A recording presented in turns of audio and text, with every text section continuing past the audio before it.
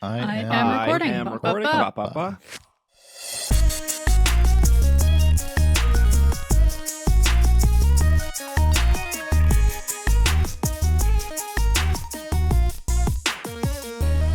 What's up, everyone? Welcome to the 649th episode of the Pokemon Podcast. It's super effective. I'm your host, Steve. With me is Hannah. I am here. I'm winning a whole bunch of matches in TCG Pocket and having a lot of fun there. Nice. With my hipster deck, as you called it last time. Find out at the end of this episode what that hipster deck is. You won't believe what we have in store for you. Bobby also here. Also doing some Pocket. It's nice to see so many Celebi decks because I'm using Ninetales Rapidash. So I'll just give it away right away. Because I'm using Ninetales Rapidash. It's great to see all these Celebi decks because you can just run straight through them. Got it. Yeah, so our episode, we got a little bit of sleep. Rayquaza is here. 4 new Pokemon GO IRL events got announced, and then Pokemon TCG Pocket. It is the holiday. I hate saying we want this to be a shorter episode because every time I say that, the episode is 4 times longer than it should be. But it is a holiday week, so we're not going to try to jam pack more Pokemon news and on top of what we already have. So that's our plan for today. Next week is 650, which is kind of a bittersweet way to end the year. Is just right on that 650, so that's kind of exciting. I don't know if there's any bitter. I think it's just sweet. Yeah. Oh yeah. Okay. Some people like bitter. You know, a little tart. Got it. So the It's good Sour bitter. Patch Kids. Yeah, the good bitter. Yeah. Like Except those that's nerds gummy clusters. Oh, Kinda like that. Don't even start with the nerd I don't know if clusters. that's bitter. It's not bitter at all. They're incredibly sweet, but No, I'm addicted to them. Like they're in our house 24 hours a day now because they are amazing. It's bitter when you eat the whole bag and your mouth is just like raw after. That's true. That's true. This was worth it. Okay. Pokemon news. Pokemon Sleep. If you're listening to this podcast on Monday, the newest event should have started. We have all the details here. So from December 23rd to 30th is the holiday double Dream Shard research event. You want to go to Greengrass, ideally. You got Eevee with a holiday hat, which is new. Pikachu with a holiday hat. They will appear regardless of your sleep type for the day. And then Palmy and Vulpix and apparently Ninetales. I don't understand this graphic because Vulpix obviously evolves into Ninetales, but Palmy evolves into other Pokemon, but they're not like showing those Pokemon off. So It's not as winter themed. True. That's true. Maybe they're saying that Ninetales is like Is way spawning. more boosted. Yeah. Yeah. That would also make sense. I wouldn't be surprised if are you able to see all Pokemon from an evolution line once they are introduced into the game? Yeah. I can't think of a Pokemon that doesn't evolve that you can't see. I wasn't sure if it was maybe just like, oh, you can only see Palmy this week, but then like going forward after the holiday event is over, then you could see the whole evolution line across like whatever areas it is going to spawn at.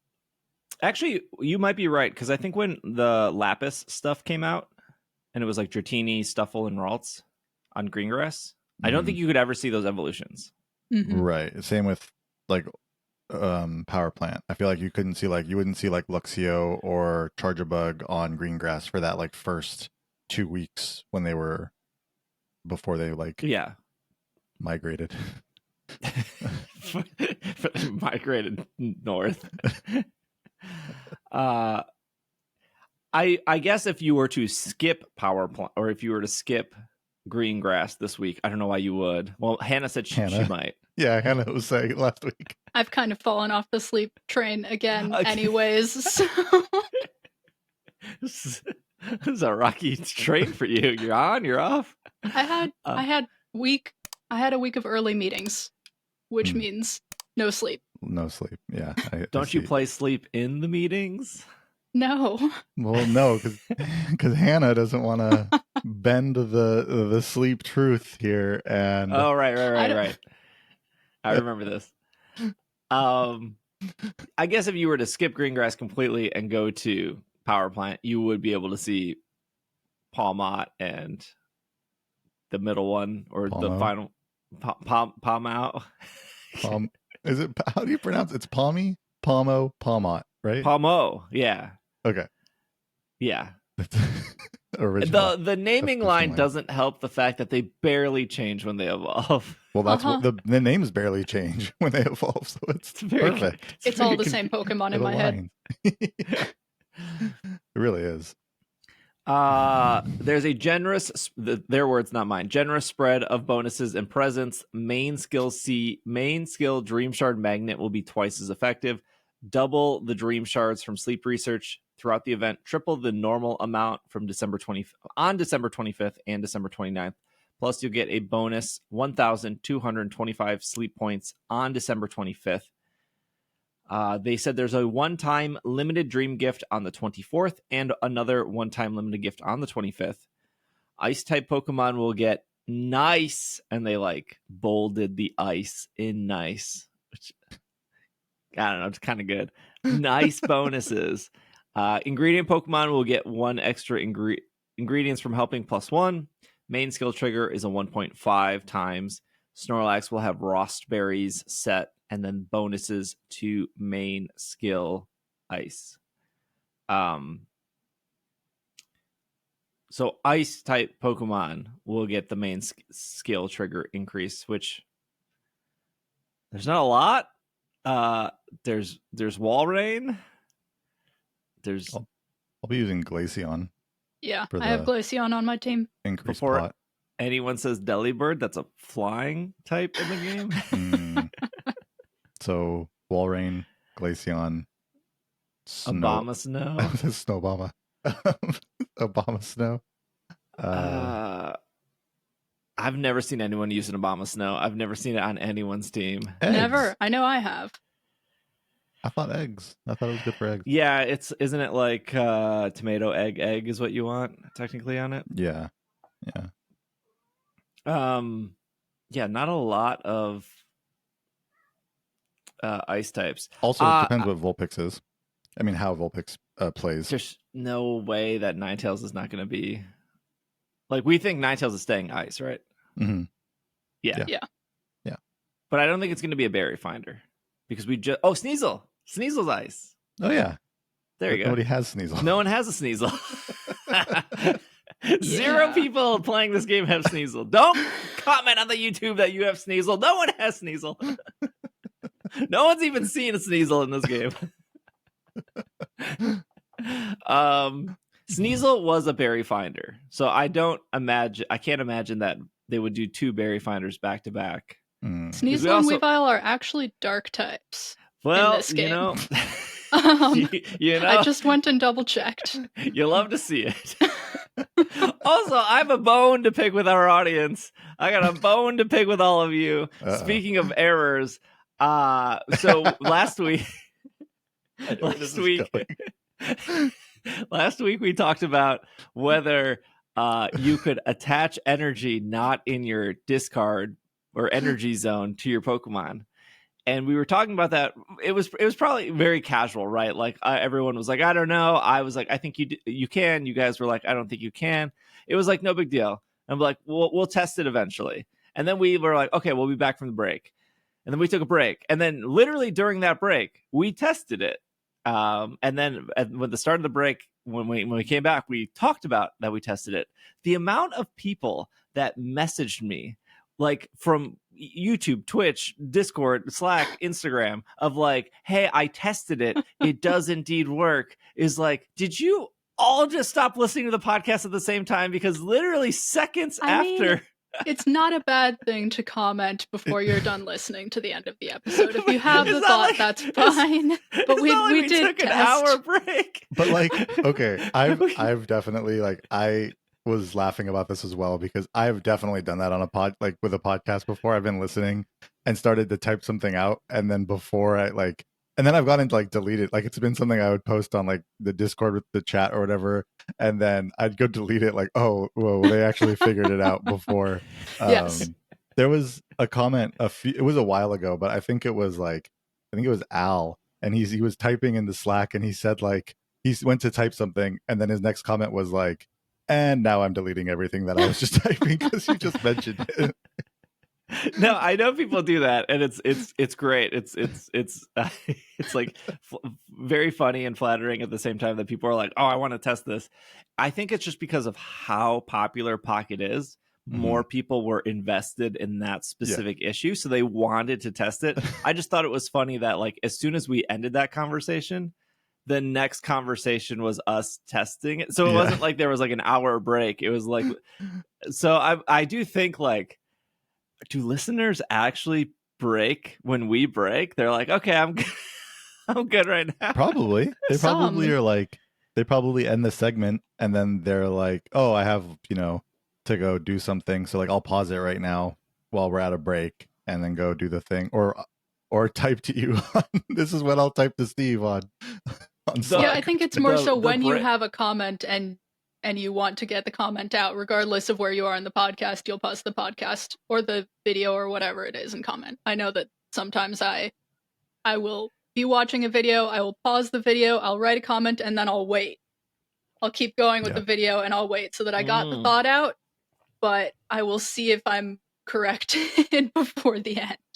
Yeah. I feel like I've live chatted, almost live commented on this podcast in the past when I wasn't on it, like in the Slack, like going along with it. No, I love it. I love that. I just thought that specific issue, I had the most people reach out to me. So that was just very funny.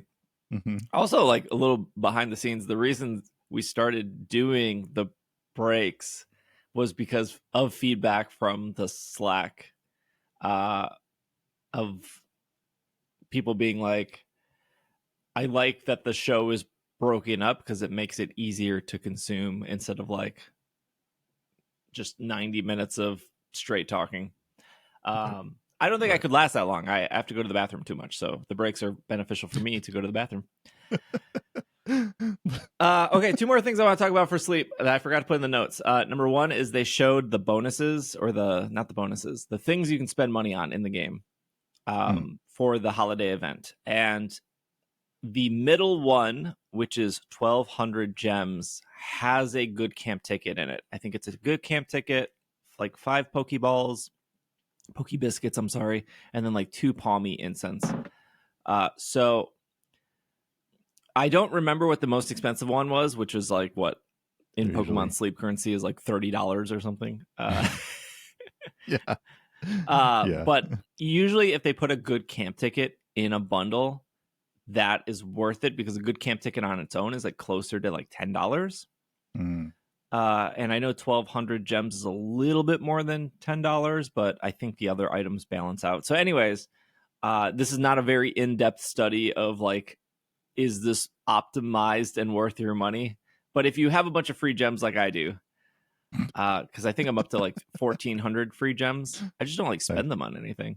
Same. Yeah. I think I just might do this bundle because of the good camp ticket itself. And I think I'm almost positive it's 2 Palmy incense, and I would like a decent Palmy. Yeah, it's 2 Palmy incense, 6 Great Biscuits, 5 Poke Biscuits, and a good camp ticket. Yeah, that sounds awesome, actually. 5 Great Biscuits? No, 6 Great Biscuits. 6? Even better. Yeah. Yeah, do you have the other bundles in front of you? Yeah. So the small bundle is 250 diamonds, and that comes with 3 Poke Biscuits, 1 Luck Incense, and then 4 Handy Candy Small. You can purchase up to 3 of those. The medium one, the 1,200 diamonds, we just talked about that one. There's 1 available so you can only purchase that one time. Yeah, because they know. And then the large one is 3,000 diamonds. Also only one available, and it is 3 ultra biscuits, 11 great biscuits, 4 luck incense, 1 large dream cluster, 2 Alolan Vulpix incense, 1 holiday Eevee incense, and 1 holiday Pikachu incense. So no Palmy incense on the large one. The large one is also about $50 worth. The medium one is about $20 worth. Okay. Just translating the diamonds into dollars because it's not straightforward in this game. Right. There's not a doubt in my mind now that we've seen those numbers when Pocket released that the whales in Sleep are much greater in force than most other Pokemon games. Like, there's no way, even when you look at how the packages are presented, there's no way somebody who's not buying the $40 bundle is also not buying the medium. Like, I mean, it's easy. It's also easy with the way they have done the diamonds to look at the medium bundle and go, oh, it's only 1,200 gems. It's probably about $10 like you did. But that's $20 right there is what that is. Yeah. It makes it easy to spend more money than you think. Yep. It's true. I think I might, speaking of whales, not that I am, but I think I might, I'm just thinking about money, but I think I might stop the premium with this game, with Pokemon Sleep in January. Yeah, I think that I've come to a place in this game where, like, I wake up in the morning and, like, there's Pokemon around, and before I was like, oh, I want to try to catch a Pokemon per day. The daily incense gives you, or the daily biscuit gives you 4, right? Gives it, like, it's I don't know what I'm trying to say, but it fills up 4 of the little bars for the Pokemon. 4 of the ticks out of the 5 for a lot. Yes. Some Pokemon, yes. And I've just gotten more okay with that, like, not translating to me getting something. Like, I think I'm just more okay with that not being something that you kind I of have the Pokemon that you need for your teams. Yeah, it's been pretty my team has been staying the same for quite a while, and I'm, like, okay with it. Like, I'm not trying to really switch it up. And so I think, at least for a bit, I might just drop premium and see how I play the game without it, and then, you know, if I really feel like I'm missing that and want to spend another $10 a month, then, because it's like with that and also Pocket having a subscription now too, and I'm just like, let me weigh these against each other and see, you know, what I would rather. And I think I'd rather put my $10 into Pocket, honestly, just because of the extra pack, like, per day that you get for over the month. I've heard people say the same thing about Pocket, though, of like, no, I don't really feel like I need an extra booster pack. Yeah, especially if you've got the set complete, or if you like, or if you're pretty close and you're just like, well, you know, I've been getting the same cards every day, you know, and getting no new cards every day. Like, I do feel that, but I'm much more into opening a pack of Pokemon cards a day than, like, waking up and getting an extra tick on the Pokemon in Sleep to catch a Pokemon that's probably not going to be good anyways. Yeah, that's the other thing. How many times is it, like, how many are you transferring? Well, not except for Hannah, but how many Pokemon are you transferring? Because, like, they're just not good. Steve, you were just mentioning this, I think, in your Twitch chat the other day, of all the Aeron and Grubbin. I transferred 6 of them last night. Yeah, that I got all last week. 6 in a week, all garbage. Not a single one was ingredient finder up, which is the only thing I really want on it, is just ingredient finder up. Yeah. So, I mean, I don't know. It's fine. Again, like, it's not to say that I don't enjoy the game, but it's just like, I'm enjoying playing it at a slower pace than I was before. And I think with that, it's like, I don't know how much premium really adds to it, but we'll see. Well, Bobby, maybe that a new app that I found would convince you to play Pokemon Sleep more. Okay, I'm going to tell you guys the name of the app. This is not sponsored or anything. I discovered this while I was on a plane. I was reading Reddit. I did find it on the Pokemon Sleep subreddit. It's called the Pokemon Sleep Calculator app. Now, before you go entering that into the iOS App Store or whatever, it doesn't show up. It doesn't pop up at all. I don't know if there's like weird rules or the app's name is too generic. So I'll put the link to it in the show notes. It's not on Android yet. The developer said it's coming soon. Anyways, I think a lot of people might be familiar with an app like this because what it does, and why I want to bring it up, is because I actually think it's kind of useful, is you can take a screenshot of your Pokemon and then the app will look at the screenshot and fill those out for you. Yeah. And then it will give you a grade out of 4. So 4-star would be perfect, 3-star would be good, 2 would be like, well, and then 1 would be like, hey, you're probably not using it. And then it will show you like why it's good. It'll say like, if you took a screenshot of like Blastoise, it would be like, it has ingredient finder M, like that's a plus. And that makes sense because Blastoise is like an ingredient Pokemon. So I don't know how I don't know the behind the scenes of it. Like I think like I've taken a lot of my Pokemon to Raynex or whatever that website's called, where you need like a graphing calculator degree to like figure out how to. There's not it's not that complicated, but that website, like, you do need like a learning curve. Yeah. Like it's not very straightforward. Yes. And then there's the Pokemon Sleep Grader whatever .net or whatever. And that one is like too simple, where it doesn't like weigh in properly. It's just like looking at like optimal skills, but it's not like applying those properly. But like I understand why people would gravitate towards that because it's way easier. Yeah. It's just like a drop-down menu.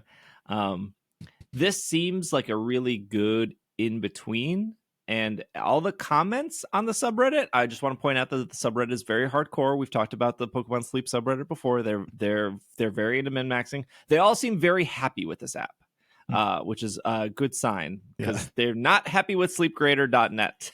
That's so all the like A/S ranked Pokemon, when I put it into this app, I probably did like 10 screenshots last night. It all said it was S. And then like my Cramorant, which I know my Cramorant's not very good. It has like helping bonus, but it has ingredient finding down, but it has ingredient medium. It gave it like a 2 out of 4, which is like, yep. Yeah. It's not amazing. It's just the one Cramorant that's the best out of the 7 I had. 7?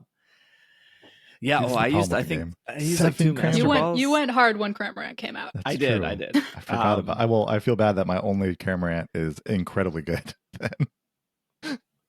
Yeah. So all the comments on it are good. I think the app works good. The only thing I wish the app had right off the bat was like a really quick like compare, to like compare 2 Pokemon. Yeah, that would be nice. If you're on iOS, I'll put the link to the store in the show notes because again, I just searched for it now and it didn't pop up. And does it have a candy calculator by chance as well to like get an idea of there's a how candy much calculator candy inside? Oh, nice, because that's like I feel like I use that more than anything, honestly. Like with Sleep, it's just like, okay, I want to get this thing to level 30. Like how much candy am I looking at, spending here? And I did find a good one, but it'd be nice if it was all in one. You can't give it money at all. There's no. I'm sure maybe they'll add that. There's like I think there was one ad I saw in the middle of the app, like on a website, like a banner ad, but there's no way to give it money. It's pretty like I'm sure there will be. Again, I don't know the developer. I don't know anything. I just saw it on the Sleep subreddit, decided to download it to test it, and I was pretty impressed. Mostly the comments on the post made me like, I was like, oh man, the Sleep people like this? They don't like anything. So I think the screenshot thing was nice for Pokemon Go. It made me think of it for this. For Pokegenie back in the day with Pokemon Go, like before, I mean even now still, but like before, there's still an app, right? People still use Pokegenie. Oh yeah, they are. Yeah, that app has so much more happening inside it than it ever did in the past. They have like a whole raid feature, right? That you can get raids, like you can get raid with people around the world and all kinds of stuff in that app. But initially, it was just screenshot with I forget what it was at the very beginning because they didn't remember Pokemon Go didn't used to give you the actual IVs. Like yes, I think it was screenshot. And It so was you screenshot, and then you had to you had to adjust the CP bar. Adjust the Yeah. and then it would give you the best estimate of what your IVs were. So very reminiscent of that for sure. Mm-hmm. Okay, let's take a quick break, and when we come back, we're going to talk about Rayquaza and then some Pokemon Go events. So we will be right back. And we are back from our break. All right, the 5-star Rayquaza made its debut. Unfortunately, not 7-star, 5-star Rayquaza. It is here until.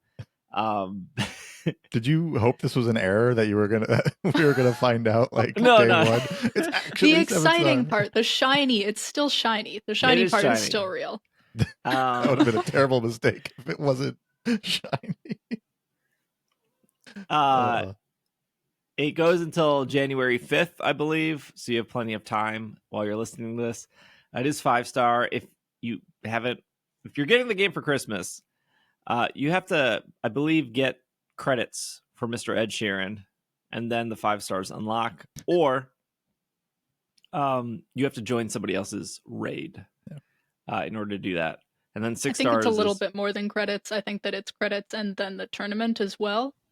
I think you might be right on this. Yeah, don't you have to do like 15? Is that to get 5 That's stars? for 6. Oh, 6-star raids. You need to do multiple 5-star raids. Oh, right. And the tournament and the gym leaders again. You have to do all the gym leaders again for 6 stars. So scratch that. That's 6 stars. That's I know at bare minimum you need to at least beat Ed Sheeran. It's way easier to just join somebody else's though. And if you're getting this for Christmas, which means you haven't played through it, then you're maybe confused. Yeah, no spoilers. Ed Sheeran's a crazy boss though. I did a whole video of 10 counters you can use against Rayquaza YouTube video that came out 2 weeks ago. All of those counters are still great. I would probably say the standout, if you like to play with randoms, that's a very small percentage of people I think that like to play with randoms. But if you like to play with randoms, I think Clefairy is probably number 1 there for randoms. And then gosh, the good Pokemon are kind of the hard Pokemon to get, right? Like Magearna is super good. Zacian is really good. And then Galarian Weezing is really good. And none of those Pokemon you can just get naturally in Scarlet and Violet. So I noticed you the other day, you were playing with the Magearna that's the original form Magearna. There's no difference, right, between that and the other Magearna. It's just aesthetic. Yeah. Okay. Yeah, it's just color. Okay. The moveset here is Dragon Pulse, Hurricane, Earthquake, Extreme Speed, Dragon Ascent, Draco Meteor, and Dragon Dance. I think sometimes, I don't know, this is just me talking. I'm just talking my thoughts out. I get when people saw Earthquake, they're like, oh, Steve suggested so many steel type Pokemon, so now I can't use them because of Earthquake. So I totally get that people don't watch all my content, but or maybe even watch the video where I recommended the 10 Pokemon. But I knew Earthquake was a possibility. Mm-hmm. And I said that in the video and I calculated it. But if you didn't see the video, or you didn't see how I build these, or how I have been building these over the last 2 years now, which is a long time. I knew Earthquake was there. And all of those steel type Pokemon, I made sure they survived Earthquake. And that's why their EVs are specific. So Zacian, for example, survives 5 earthquakes, 5 of them. That's really good for a super effective earthquake hitting it. And then I calculated if you iron defense once, you would survive 8 earthquakes. Or if somebody used chilling water, you would also survive 8 earthquakes. Or if somebody put up a reflect. It's both good and bad that I remember these exact calculations in my head, but I assure you, I knew what was coming, right? Even if Rayquaza had Wild Charge, which would be super effective against Azumarill also good for this raid. it doesn't actually hit that hard. Azumarill survives 5 wild charges, and that's before any chilling water or any reflect or anything like that. So it's always like, this is like a deeper conversation of people being like, Pokemon's just a kid's game. It's because they'll look at, I think a lot of those, they'll look at it at a very basic thing of like, they'll look at it from a marketing perspective of like, well, this is why it's a kid's game, or they'll look at it at a very basic gameplay perspective of like, fire beats water, it's a kid, water beats fire, a rock beats flying, right? But because of stat distributions and because of on both that Pokemon and your Pokemon and because of other variables, it's like it's not as basic as that. It's not as simplified as that. It isn't. But like, if to be honest, like I feel like a lot of people who play the game, maybe not like the people who are listening to this podcast, but just in general, a lot of people that play these games, they don't look at it further than the basics of, you know, water beats fire, grass beats water, fire beats grass. You know, I think that there are a lot of people who go through the games and that's kind of the extent of just knowing like what is super effective against what and not taking into consideration some of those other things. Yeah, so you I think don't that's need very to real. optimize everything, but you can. And you can make things like these raids easier and faster when you do. Yeah. So, and that's why there's people like you, Steve, who are there to guide those people through getting through those raids. Right. Because no, I make the videos because I understand people don't want to do that work. Like I get it. I always make content that I would want to find, right? So like no one was doing this. I know there are like YouTubers out there that are like, here's the solo guide, but I don't want that. I want like, what is the Pokemon that is like the good teamwork Pokemon? What is the Pokemon that can play a role in a role-based mechanic, like event in this video game? Like, so I always make that kind of content, and I'm the same way as like a fan. Like if I wanted to do GBL, I don't want to sit there and do my own calculations. I can. I know how to. I've done it before, but it's not as fun to me as calculations in other games. So I will be that person that will like, where's an infographic?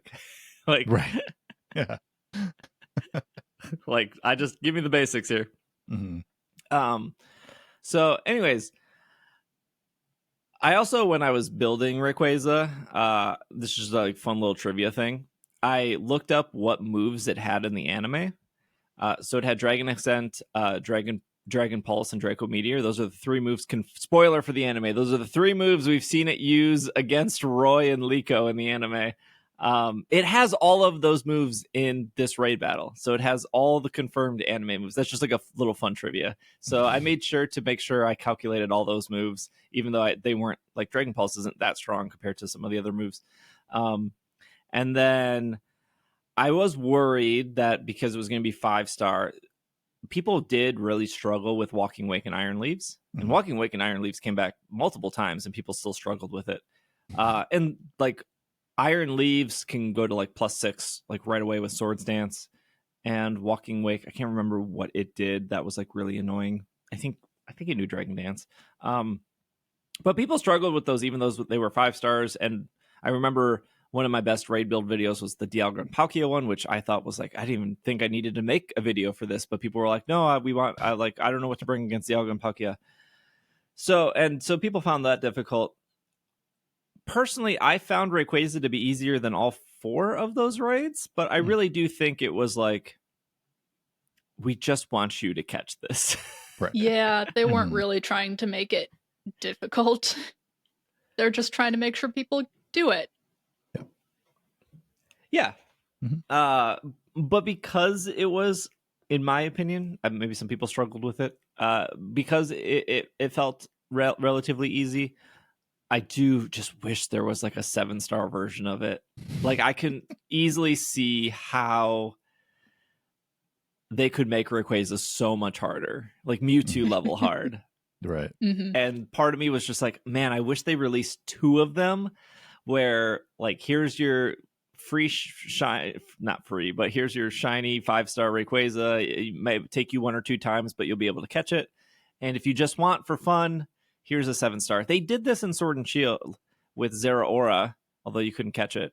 But there was you battled Zeraora, and that was like a 5-star raid. And then if you found a shiny Zeraora, you couldn't catch it. But the shiny was harder than the normal. So like I spent probably like an hour just like looking for shiny Zeraora just because I wanted to battle it. I didn't like, I knew I couldn't catch it, but I was like, I want to see what that fight looks like. And I was like, oh, it is harder.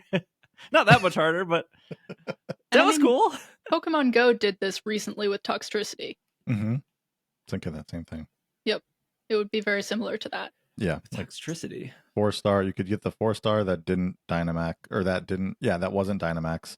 You could get the Dynamax Toxtricity, or you could do the Gigantamax Toxtricity. Oh, so you had levels of, I don't care about the Dynamax, I just want Toxtricity, or I don't care about or I can't do, like, I don't have the ability to do Gigantamax based on community size or whatever it may be. So I can at least do the Dynamax one, right? So there were the different levels of Toxtricity, which was, I thought that was great, actually, to be honest. Like, when, like, looking back at it, like looking when it hadn't happened, I was like, this seems kind of, why do this, like, with the 3 different ones?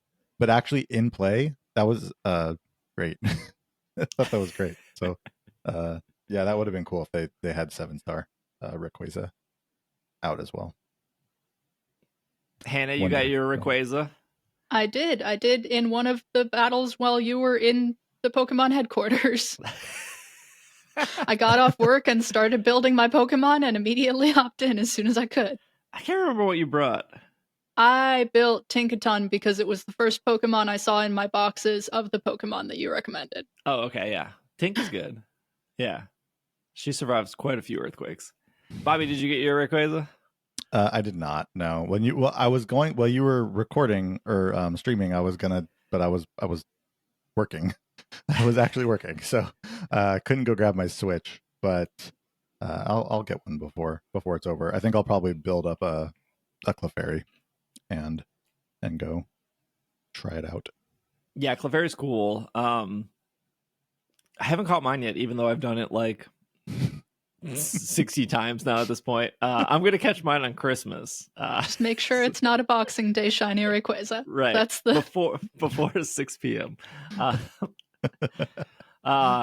I will be streaming on Christmas, by the way. So if you don't have any friends or family to hang out with, or you just don't want to hang out with them, which understandable. Sometimes friends and family not worth hanging out with. Anyways, if you need somebody to hang out with, I will be streaming on Christmas Day. I'll be streaming all week, actually. But yeah, Pokemon flew me out to Seattle to celebrate the Rayquaza. I think they partnered with a bunch of different people. I saw Rayquaza cakes on Instagram that were like sponsored by the Pokemon Company. I saw people who've never done raids do raids before, sponsored by the Pokemon Company. They flew me out there to do it. They did this whole like set dress up for it. So Rayquaza was at least like a big deal marketing wise for them. It was a cool experience. That stream should, by the time this podcast go up, that stream should be up on the VOD YouTube channel that I launched. It's not fully, it's like a bare bones YouTube channel as I slowly add stuff to it. Oh, get to the soft breading. Launch. Yeah, soft launch, is it? Launched it. So very cool. I'll put some behind the scenes of that on Patreon, but they flew me out. It was a cool experience. They were like, here's a bunch of merch that you can take home, but we'll just mail it to you because that's much easier. And I was like, thank you. I don't have any luggage space. But yeah, they were just in general really excited for this Rayquaza thing. I don't know if there's, like I said, I'll probably put more details in the behind the scenes Patreon thing, but I'm glad that at a corporate level, they're making events feel like events. Mm-hmm. Yeah. Because I think that shows that, like, whether it's me, like, I'm not, like, it doesn't even matter if it's me or somebody else, but I think, like, a company putting marketing and, like, trying to reach out to people and try to, like, put together to, like, just make this feel like a celebration. Mm-hmm. I think it's just, like, really cool. I'm a bit curious if they're leaning into it right now more in particular because there's not a new game out at this time of this year. Mm-hmm. And so they know that there's not the same hype that there always is at this time, and so they kind of need to lean into the event like this. Either way, it's fun. Yeah. Yeah, it is interesting to see it, 2 years later, right? 2 years after the game comes out, and you're seeing an event like this. This feels like the way it's been marketed and the way that they've they've released this feels like an event that you would see happen within the first 6 months of the game, right? It doesn't. It feels like something that you would have seen earlier on, and so it is cool to see that same level of celebration and like push towards the marketing for it this at 2 years since the game launch. And to your point, Hannah, like it could very well just be that there is not another game, so they're like, hey, let's push everyone into playing the current game. But either way, it is fun. I have a question about so we have the Rayquaza is here until January 5th or 6th. Is everything else also here until then? So there's Rayquaza, there's also like some Blissey raids, there's also the outbreaks that are happening during this time as well. Shiny boosted outbreaks are here until the same time. Cool. It's Carbinx, Citadel, and Axew or Haxorus, Fracture. I think. Fracture. Yeah. Those are those will last until Rayquaza does, which also like begs another question of what are we getting after Rayquaza?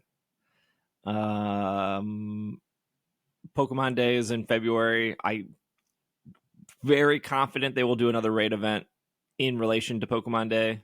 Even when Scarlet and Violet was out, they still did a raid event in Sword and Shield over that time. It wasn't a very exciting raid event, but it was still a raid event. I don't remember what it was.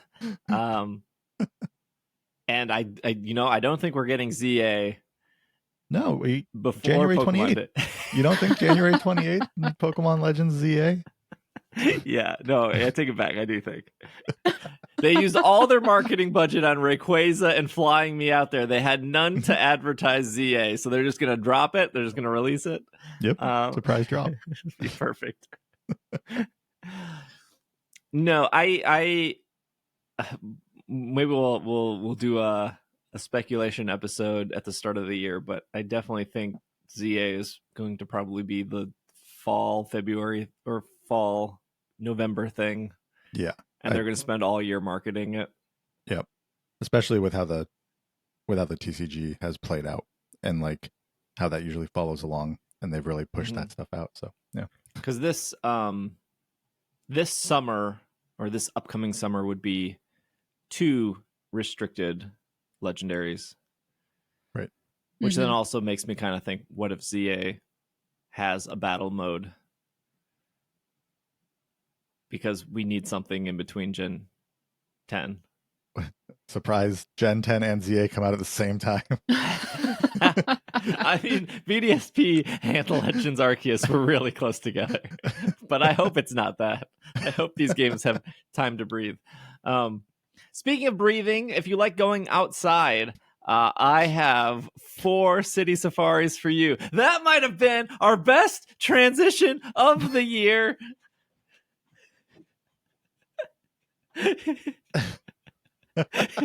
For the audio listeners, Hannah is clapping. Golf clap from Hannah. I did Hannah. A little tiny golf clap.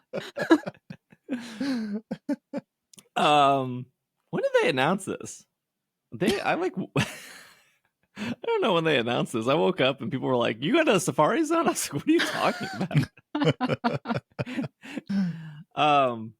Niantic announced 4 new Safari Zones. They're all on the same weekend, March 29th and March 30th. So I think ZA is actually going to come out on those days. They're really good at putting everything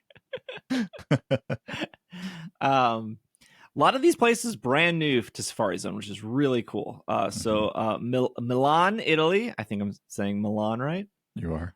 Santiago, Chile. Just Singapore. I'm very confused about Singapore. All of these are like country and city names. Singapore is just Singapore. What's happening over there? Huh. One big park.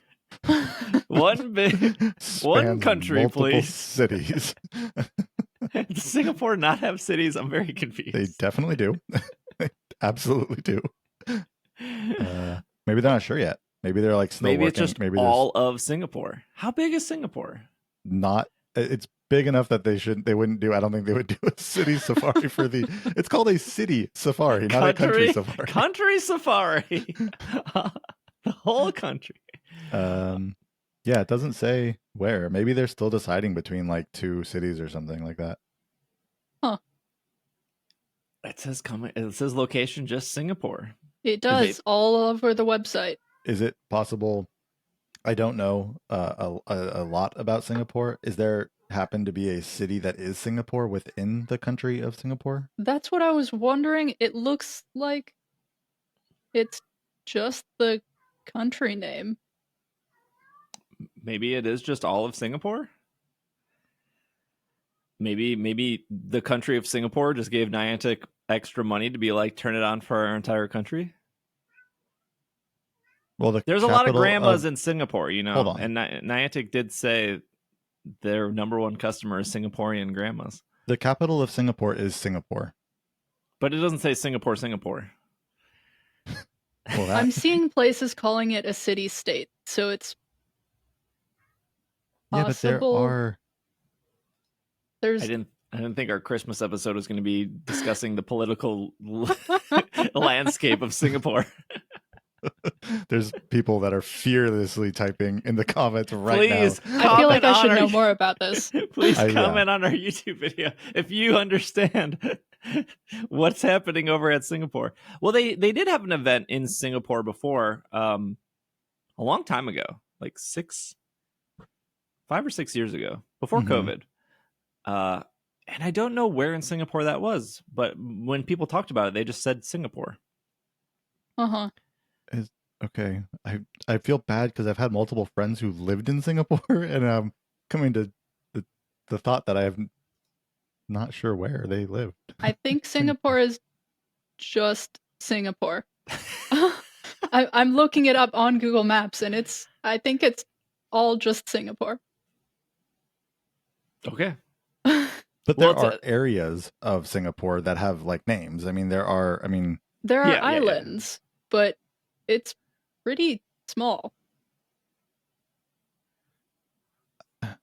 I will say in the pictures, like they show Milan in the picture, they show Santiago in the picture, they show Mumbai.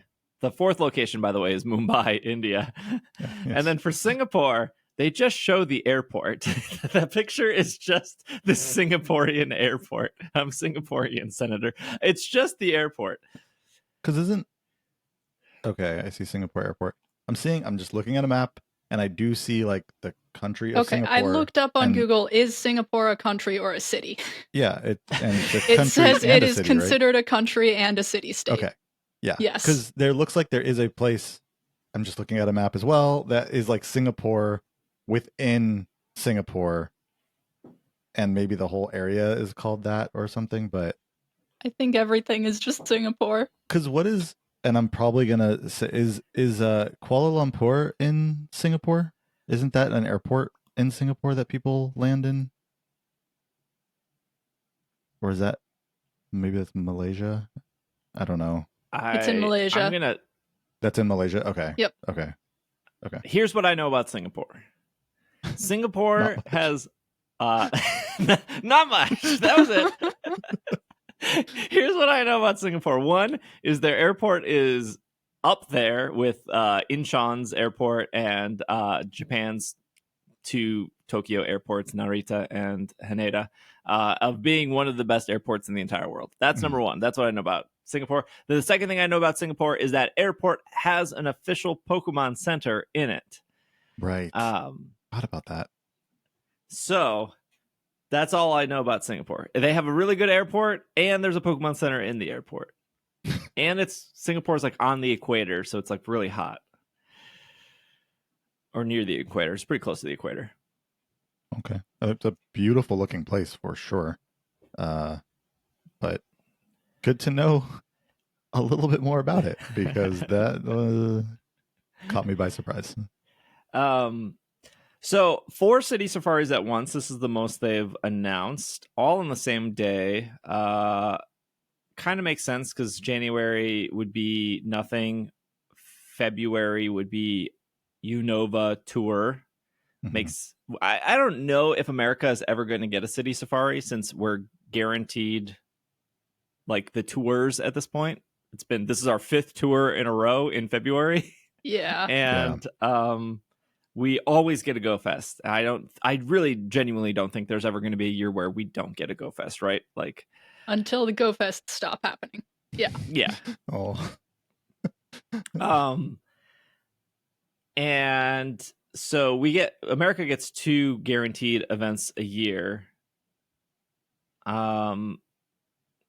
This is the first time Chile's getting an event, first time Italy's getting an event, second or third time Singapore's getting an event. And then there actually has been an event in India. I don't know if it was specifically Mumbai, but there was a Christmas event 2 years ago with Pokemon Go, and then there was like a race, I think, as well. I want to say Zoe went to an India-based event.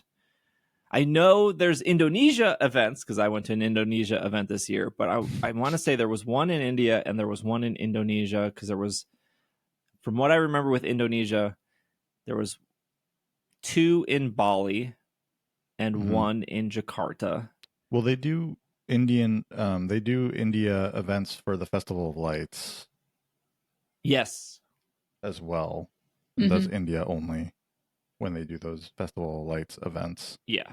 Well, I mean, India is like the second biggest country population wise? Is it like China and then India? Might be catching up to China. Yeah, I think there's a lot of people in India. It's a big market, is what I'm saying. There are a lot of people in India. There's a lot of people in this country. Yes. It looks like Zoe 2 Dots. Well, it looks like Zoe 2 Dots visited Mumbai 5 years ago. Okay. Event. I think it was over Christmas though. I think because I had to close that tab real quick. I'm sure YouTube blasted you with audio. Okay, so I'm not. Yes. 5 years between events. That's pretty crazy. If according to Google, real quick, if you want to believe Google, it looks like India has slightly more people than China. Oh, okay. Put it as number 1 most populous country. We're learning a lot about geography today.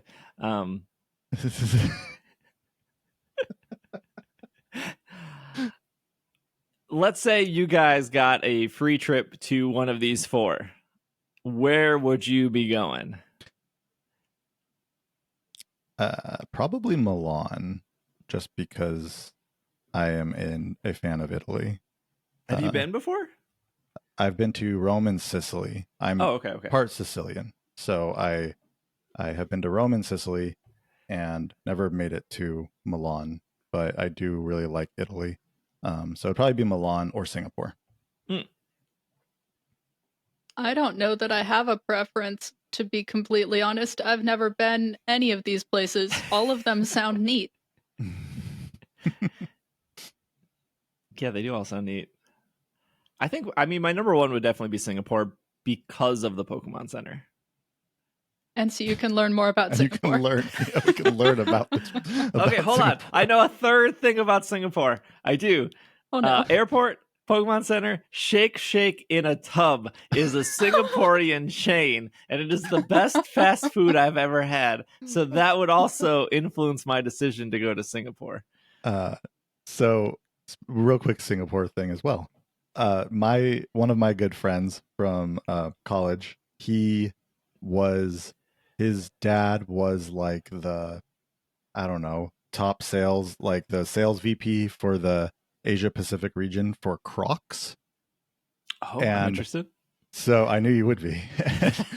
So they lived in Singapore for 4 or 5 years before coming to college. But so when he came to college, he just had free Crocs all the time. Like he had like 40 pairs of Crocs because they just like his dad was like there when they like built the company up, and so like they used to sell them out of like their garage to start. Like they had the like a bunch of them in their garage, and so he just had like 40 or 50 pairs of Crocs, and would just give all of us Crocs if we wanted them, like at any point in time. And I think about you, Steve, when you talk about Crocs, and I think like, man, you would have loved it if this was 10 years ago. The City Safari, because this is what it is, will have Eevee wearing an Explorer hat, not to be confused with the Safari Zone, which did not have Eevee wearing a hat. That had the Skidoo. But the Eevee wearing the Explorer hat can evolve into the other ones. And then some Pokemon that will appear at these events. You have Alolan Meowth, Ghastly, Mr. Mime, Unknown C, Unknown I, Unknown M, Unknown S. Not sure. Oh, probably because it's the first letter. I understand. It's the first letter of the 4. Got it. Figured that out real quick. Slugma, Corsola, Skarmory, Miltank, Lotad, Corphish, Weasel, Glameow, Munna, Tortuga, Minccino, Esper, Swirlix, Crabrawler, Mudbray, which is the debut of Mudbray, and Jangmo-O. And then the eggs will be Corsola, Mime Jr., Mudbray, Jangmo-O. So the reason I bring up the spawns is because I feel like Italy feels like the event is less catered to them because Mr. Mime is already spawning in Italy. But also I'm because Singapore is on the equator, they're already getting Corsola, so that probably doesn't matter to them. I don't know. I think there's like pros and cons to that, right? Because there are still people that will be traveling to Italy or who don't have Mr. Mime. So like I don't know if the spawns for the 4 events should be that different. They're not different at all, by the way. They're all the same. I don't know if Mumbai gets Corsola because I don't actually know how close Mumbai is to the equator. I know India is very hot, and I know it's near the equator, but I don't know if it's like on the equator. Are any of these? So you said that it's the debut of Mudbray. Yeah. Is this now going to be a Pokemon that is like locked to these City Safari events? I think so. I think this is the new Skidoo. Yeah, it sounds like it. Well, Skidoo's been 3 years, I think. I think Skidoo's been 3 years because Skidoo was spawning when I went to Goyang in Korea, and that was 3 years ago because last year would have been Seoul and this year was Incheon. So yeah, this is why like when people, I don't know, this is why when people argue that like they don't like Gigantamax and the people in the middle of nowhere can't do Gigantamax stuff, and it's like I don't know, my train of thought is always like it's not that big of a deal. It like if you're not doing Gigantamax raids, you don't need Gigantamax Pokemon.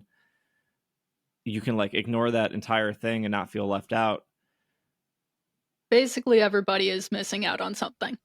Right. Like I just think of like if you never travel, you're never going to see. It's just frustrating to have that something be right there and not be able to do it. Because they could. Speaking as someone who's never won a showcase because there are too many people around, it's frustrating to have something be right there and never be able to do it. I still don't have that medal. If you live in the middle of nowhere, you're probably dominating showcases. That's probably happening. No, I get your point, Hannah, where like if you've never left like America, you've probably just never seen a Skidoo because they're specifically only at these city safaris. So your only option to get them is 1, travel, or 2, trade. And I feel like trading always comes back to the same issue of no one plays in my town or I don't leave my town, so I have no one to trade with. because like you could realistically not do a single Gigantamax or Dynamax raid, but just trade somebody for it. Like if somebody came up to me and was like, I live in Appleton, Wisconsin. I'm always picking on Appleton, Wisconsin. I don't like that city. I live in St. Cloud, Minnesota. There you go. Which is probably a worse place to play than Appleton. I've actually played in St. Cloud, Minnesota. It's not a good place to play Pokemon Go. I live in St. Cloud, Minnesota. I've never done a Gigantamax raid. If you live in St. Cloud, Minnesota, or Appleton, Wisconsin, or any other city, and you've never done a Gigantamax raid, I will trade you Gigantamax Pokemon. I have so many. Like, you can realistically get those Pokemon without doing it, but just by trading. But that's like the entire game. Yeah, but I think that there's a bit of a difference between not being able to catch Skidoo and not being able to do an entire feature of the game that they've rolled out. Like, there's a difference between not being able to catch one Pokemon and like not being able to enjoy or be a part of like an entire marketed feature that like has had 3 months of like build up and all of this. You know, there's a difference there. It is a global feature that is right there for people who still can't do it a lot of the time. I'm just gonna argue that I think Skidoo is more important in the long term than this feature. I also think Skidoo is more. I'd rather have a Skidoo because it fills than a your Gigantamax. Pokedex, right? Yeah, but eventually it'll be available. Right. Well, That's like the thing with all of Pokemon Go, right? Like eventually everything will. Well, but Dynamax though and Gigantamax, I'm not sure Gigantamax is going to be that way. Oh, I think it will, but like in a different way than this. But I will say that they still haven't like Farfetch'd is still just in that specific region. And sure, they've had specific events throughout time where you could get a Farfetch'd, but it's still locked to that region. Like, I kind of assumed that over time they would then give them like a worldwide release and then new things would be what the region locked. You know, so instead of having like, you're never going to get this, it's just you're going to have to wait quite a bit of time before it's like worldwide unlocked, and then they put new stuff in the regions. And they've since just added things to the regions and then never. I will continue to say I really like regional Pokemon in Pokemon Go. I think it makes them very special. I think so too. It does, but then at the same time, like, they're still doing things so that you can get them without like traveling to the region. Yeah, so then you can get them, but it keeps them special because they're still regionals and you can't always get them. Right, but my point is like if they replace them with other regionals, it's like, okay, well then that when you travel to that place, like you could get that regional Pokemon instead of like whatever was there before. Bobby, we're starting to run out of Pokemon. Let me introduce you to hats. Yeah. No, I don't want regional Pokemon with hats. I find trading to be one of my favorite things of Pogo. And it's not even getting something I'm missing, because I'm not missing a lot because I do travel a lot, but it's like giving people what they're missing and seeing how happy they are. Yeah.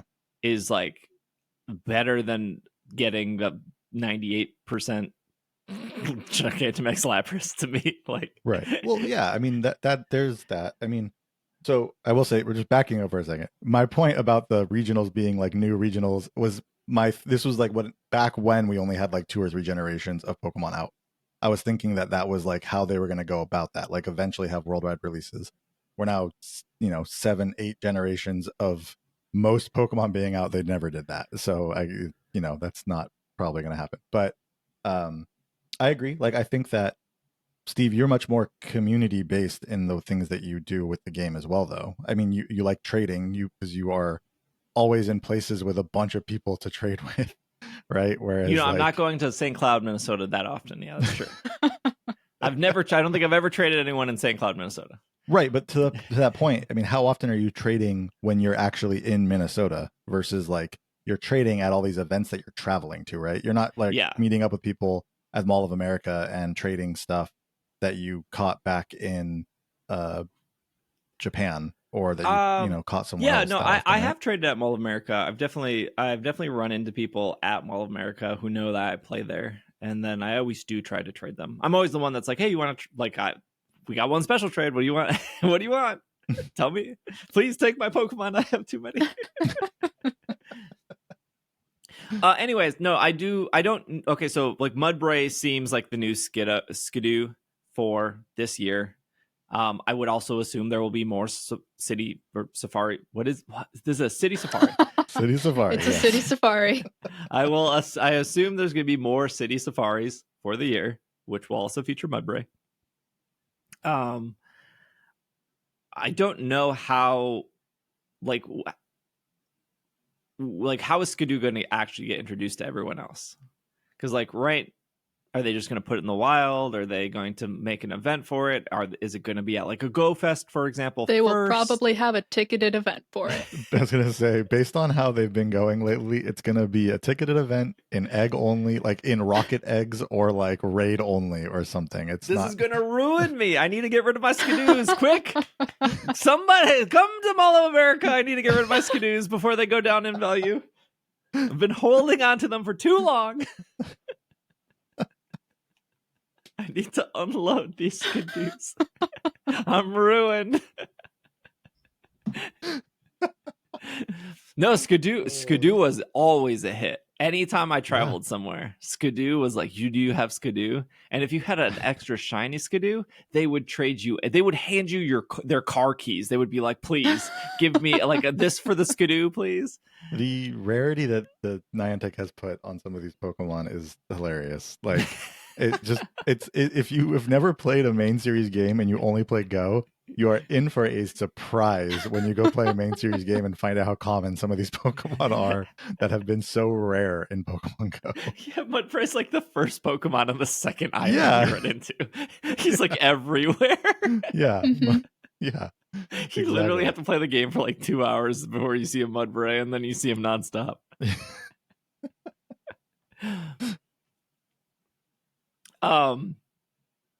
Yeah, I think anyways, to end this conversation, I think price-wise it's the cheapest for me to go to Italy. I think it's almost twice as expensive to go to like Singapore or something. But wow. We'll see if Niantic has a budget. Did we talk about the ticket holder bonuses? No. You have it up in front of you? I do, just because there's one that I'm particularly interested in. Let's hear it. The ticket holder bonuses for these events include an increased chance of encountering shiny Pokemon, up to 5 special trades daily within the event, 1/2 Stardust cost for trades within the day, lure modules will last for 4 hours, and then the last one is that your buddy may find an exclusive Tiny Compass souvenir, which I think they have done an exclusive souvenir before at least once, but it's not a common thing, and I kind of like it. I think Incheon had the compass as well. That's nice. Cool. But I don't think I think they do a very bad job at advertising that. Yeah. But it does say it's City Safari exclusive. Was Incheon the City Safari as well? Yeah, maybe. I can't remember. No, Incheon was not City Safari. It was the other Safari. It was the Safari Zone. Yes. This says it's a City Safari exclusive Tiny Compass souvenir. It's a City Safari exclusive right now. Well, maybe I'm thinking of Jakarta, which was City Safari. And maybe there was a different souvenir. One day you'll get Skidoo, and if you have Skidoo as your buddy, Skidoo will bring you those Tiny Compass souvenirs one day. So what you're saying is my City Safari Compass buddy Pokemon is more rare than a Gigantamax Pokemon. Is what Does it have I'm a background though, Steve? Yes. It doesn't have background. It's nothing. I don't even know how to find here. I was walking with a Weezing at one point. Let me see. How do I look at like what items they're holding? If you scroll. Oh, I think I have to go to my buddy page, don't I? Probably, yeah. Yeah. Buddy history. Can you just look at the souvenirs you've gotten over the years? Yeah, no, you can. My Weezing only has lone earrings. I like the buddy system. I think that this is cool. I agree. I wish I liked the buddy system more than I do, but I do think that this is cool. Anytime there's like exclusive stuff. My shiny Ducklet has the Tiny Compass. Perfect. Wow. And it has a paper airplane. I think the paper airplane I got in Jakarta. Yeah, that's one I haven't seen before. And then I have a snowy pine cone that I got in Honolulu. That's Snowy pretty rare. Pinecone isn't normal. But in Honolulu, Uh-huh. the tiny compass was also in Jakarta. If you trade that Pokemon, does it keep those souvenirs for that person, the new person? Oh, great! Here I don't we go know. again. I don't Here think come so. the comments. Comment? No, I don't. It. I'm pretty sure if you trade a Pokemon with like a best buddy ribbon, I know that the ribbon gets reset. You have to do it all over again. Well, that makes sense to me because it's like that's not your best buddy, but it's holding the souvenirs. So I wasn't sure if. Oh no, because they give you the souvenirs. Yeah, it would make sense for it to reset, but I don't know the answer. All right. So we're calling on people to comment. Yeah, we can't test this one right now. None of us are. This is such a very specific thing because one, you're assuming people want to interact with the buddy system. And I think like more people are upset they can't interact with the Gigantamax system than the buddy system, even though the buddy system's accessible to everyone. I just don't think people care about buddy stuff that much. But then you're being like interact with the buddy stuff, but then also start trading. It's like such an odd, very rare scenario. That's what's so great about the game is that there are so many different things you can do. I only know that people don't interact with the buddy system because anytime I live stream Go, I get so many questions of like how did your Pokemon like knock back the Pokeball? No, it's like that's not even that high a buddy level. Yeah, that's like 7 days with your buddy. Yeah. It's like the easiest thing to unlock, but like constantly, that is the most common question I get asked is like, how did your buddy knock back the Pokeball? And it's like, oh, you've just never used the buddy system at all. It's like worth it for that. Well, it's interesting because I don't know.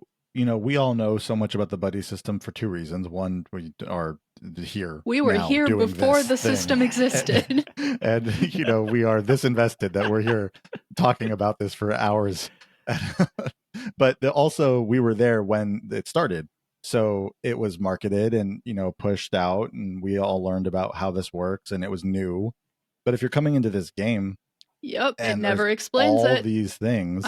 It might explain it a little bit, but probably not very much. One screen that you just kind of click through when you are like seeing this new buddy thing, so there's a lot of stuff in Go at this point that is like that. It's not an easy game to pick up at this point. If you're new, it's like, what is going on? Or it is an easy game to pick up, but you won't understand everything unless you have someone to explain it to you. Right. Yeah. So, which is where Steve comes in again. When people are like, "How do I knock back the ball?" Steve is there to explain this.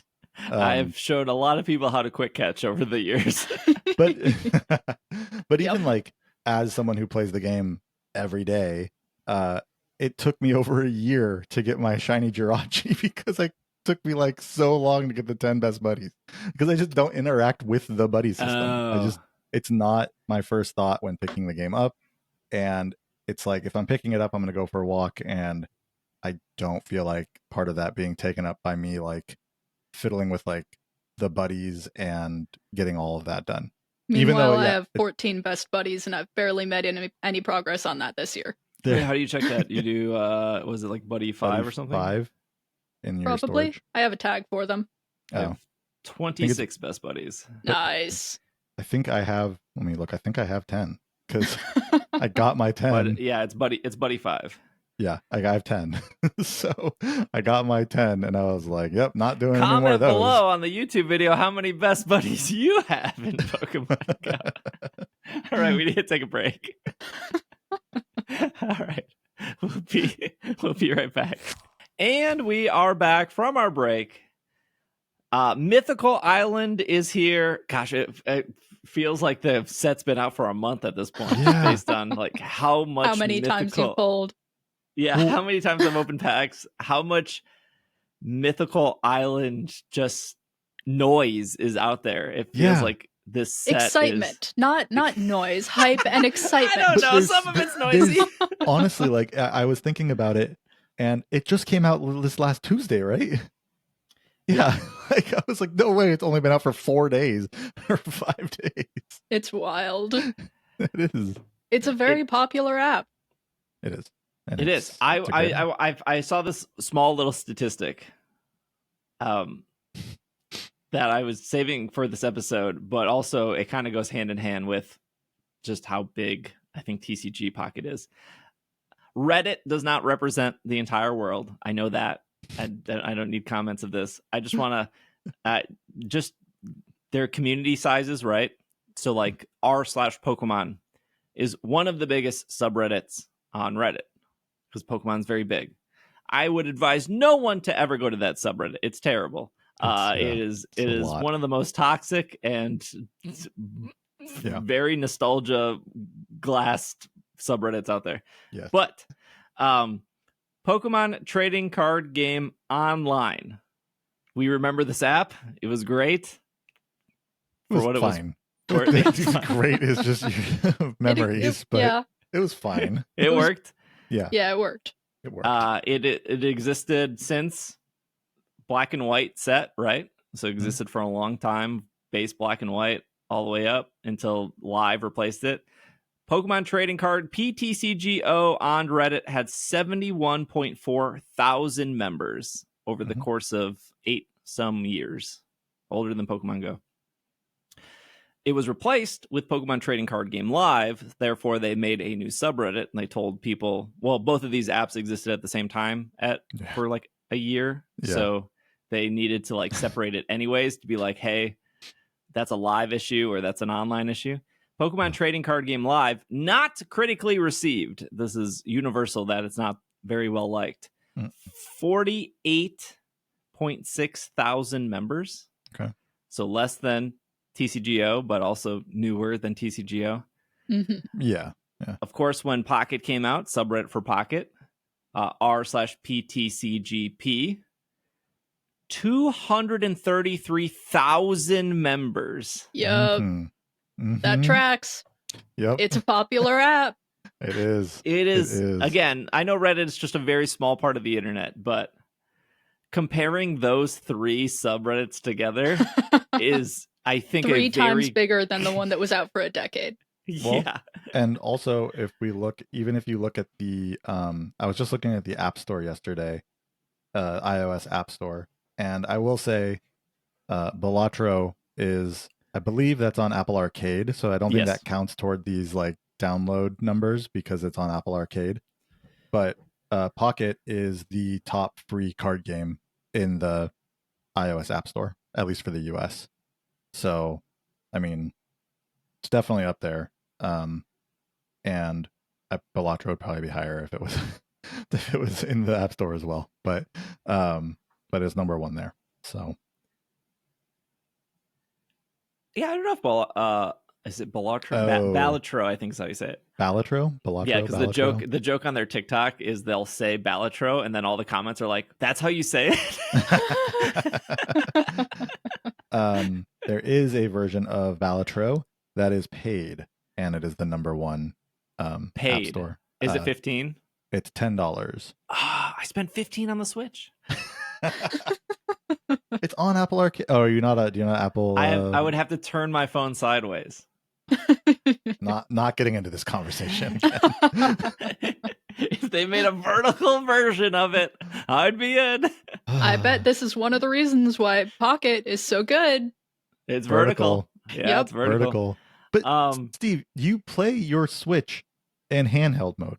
Yeah, but that's because there's the so control. Buy a backbone, and then get over this landscape mode. No, I agree. It is much more fun to play Pokemon or to play mobile games in vertical mode.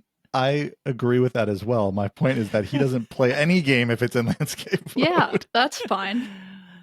I would if I was to get Balatro on iOS, I would probably play it on the iPad.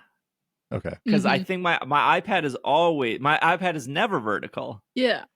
See, that's interesting because my iPad is almost always vertical because I have the mini, which it's like made more for holding that one vertical than landscape. Because my iPad's always in the keyboard case, so it's always horizontal. There you go. I don't have a keyboard case for my iPad because I'm always holding it like to read something. the deep how does this work in Singapore? Okay. Mythical Island came out. It's what, like 84 cards or something like that? 86. 86. So I think we were slightly wrong last week where they said over 80 cards, but they are including secret rares in that, whereas like the normal TCG doesn't do that. They'll say like 200 cards, but there's like actually like 240 because 40 of them are secret rare. Yeah, they get real close to, they typically get real close to the number in the regular set.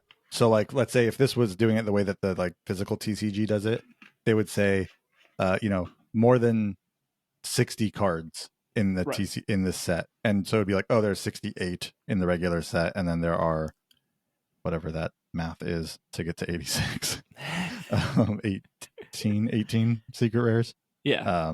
So they did a little different. So yeah, they said over 80 cards in the set, and that includes the secret rares. That puts it at 86. So they launched Mythical Island.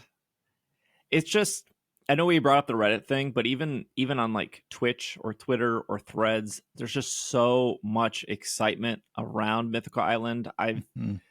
When speaking about Twitch, when what is like the not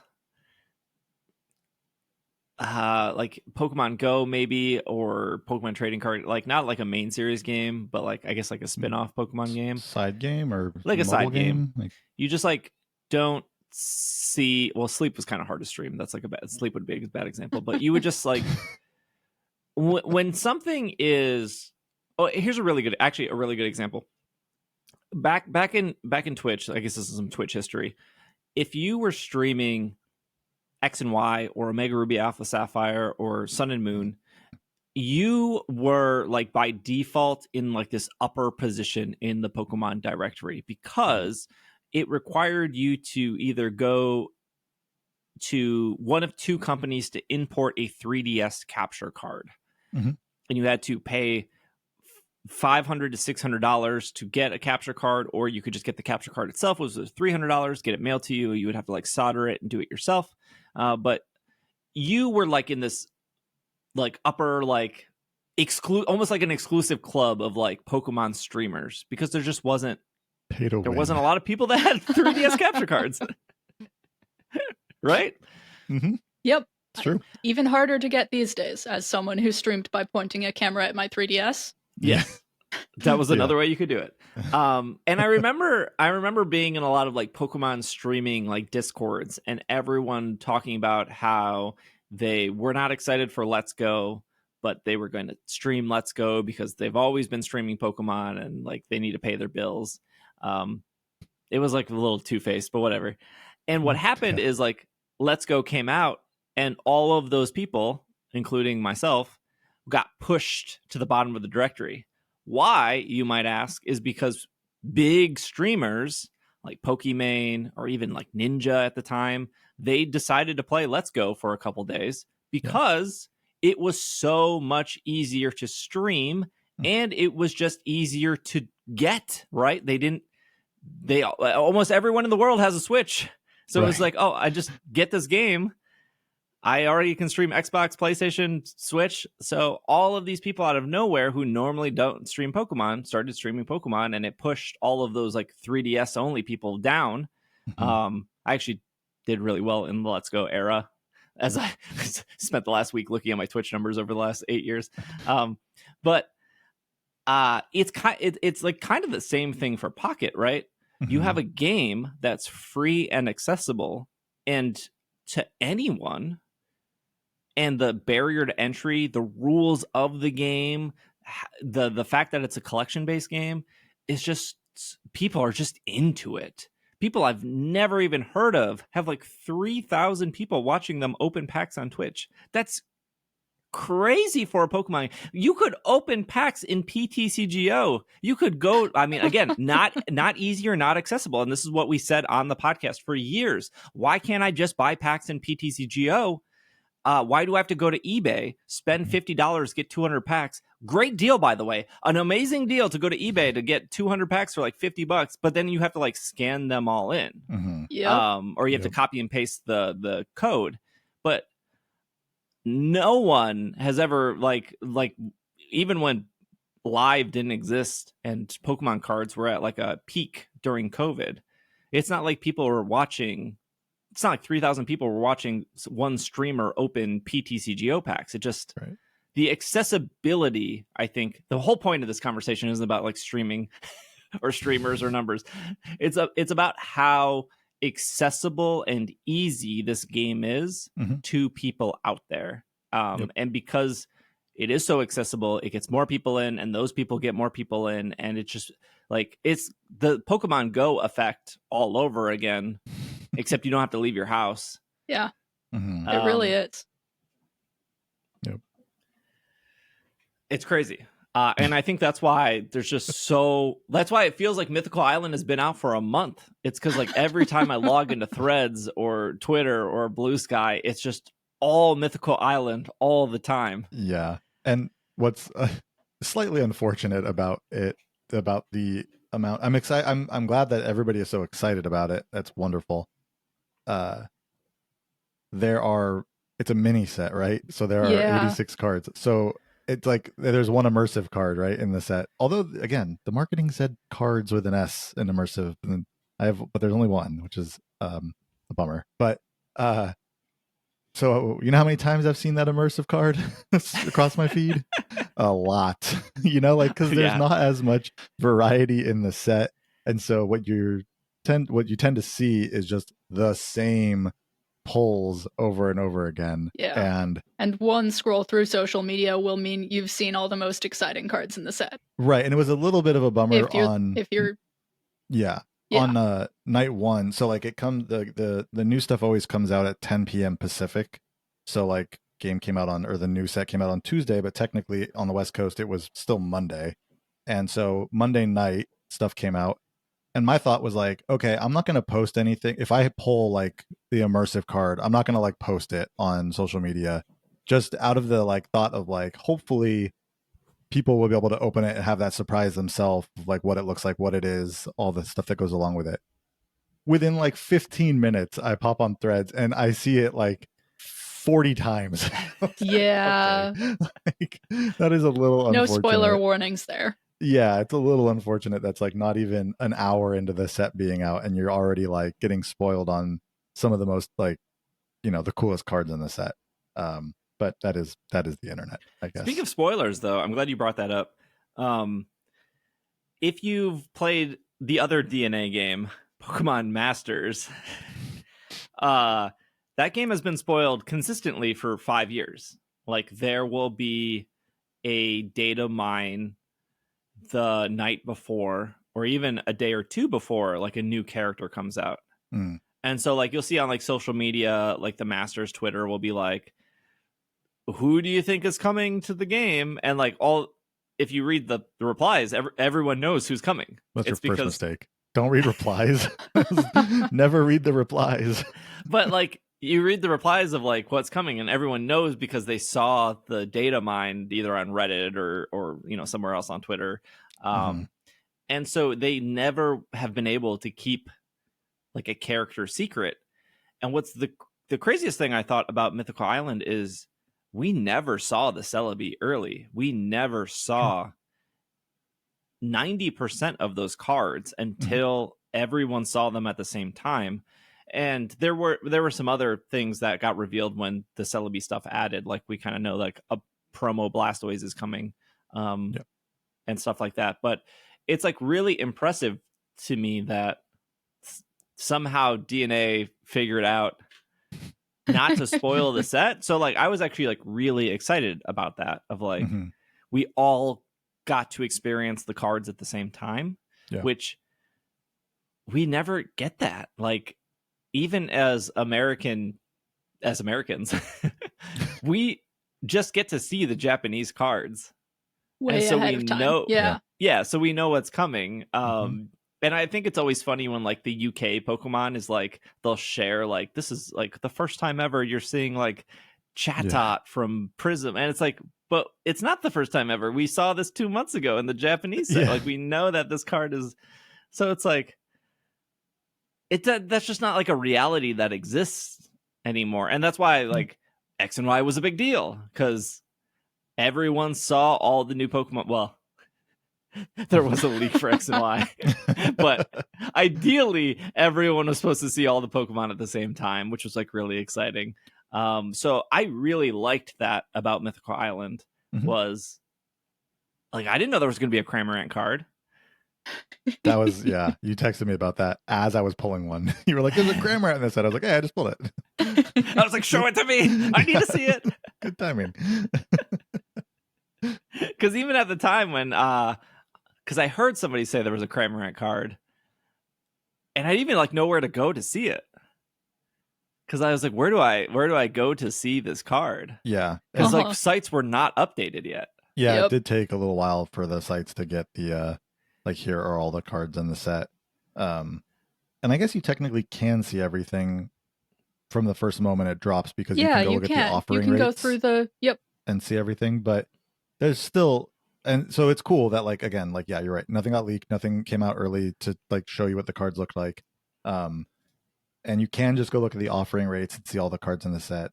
But you still have to do a little digging to get in there and do that. Versus like, I just opened threads and it was like, you want to see immersive Celebi? Here it is 40 times. It's like, great. I would also say the pack point exchange is maybe a little easier than the offering rates screen. That's right. The pack points. Oh, yeah. Good call. Good call on the pack points. Yeah, you can't see them up close if you don't have them, right? But you can still see them. They're still a little bit bigger than offering rates. Yeah. Yep. Yeah. That's true. Speaking of Celebi,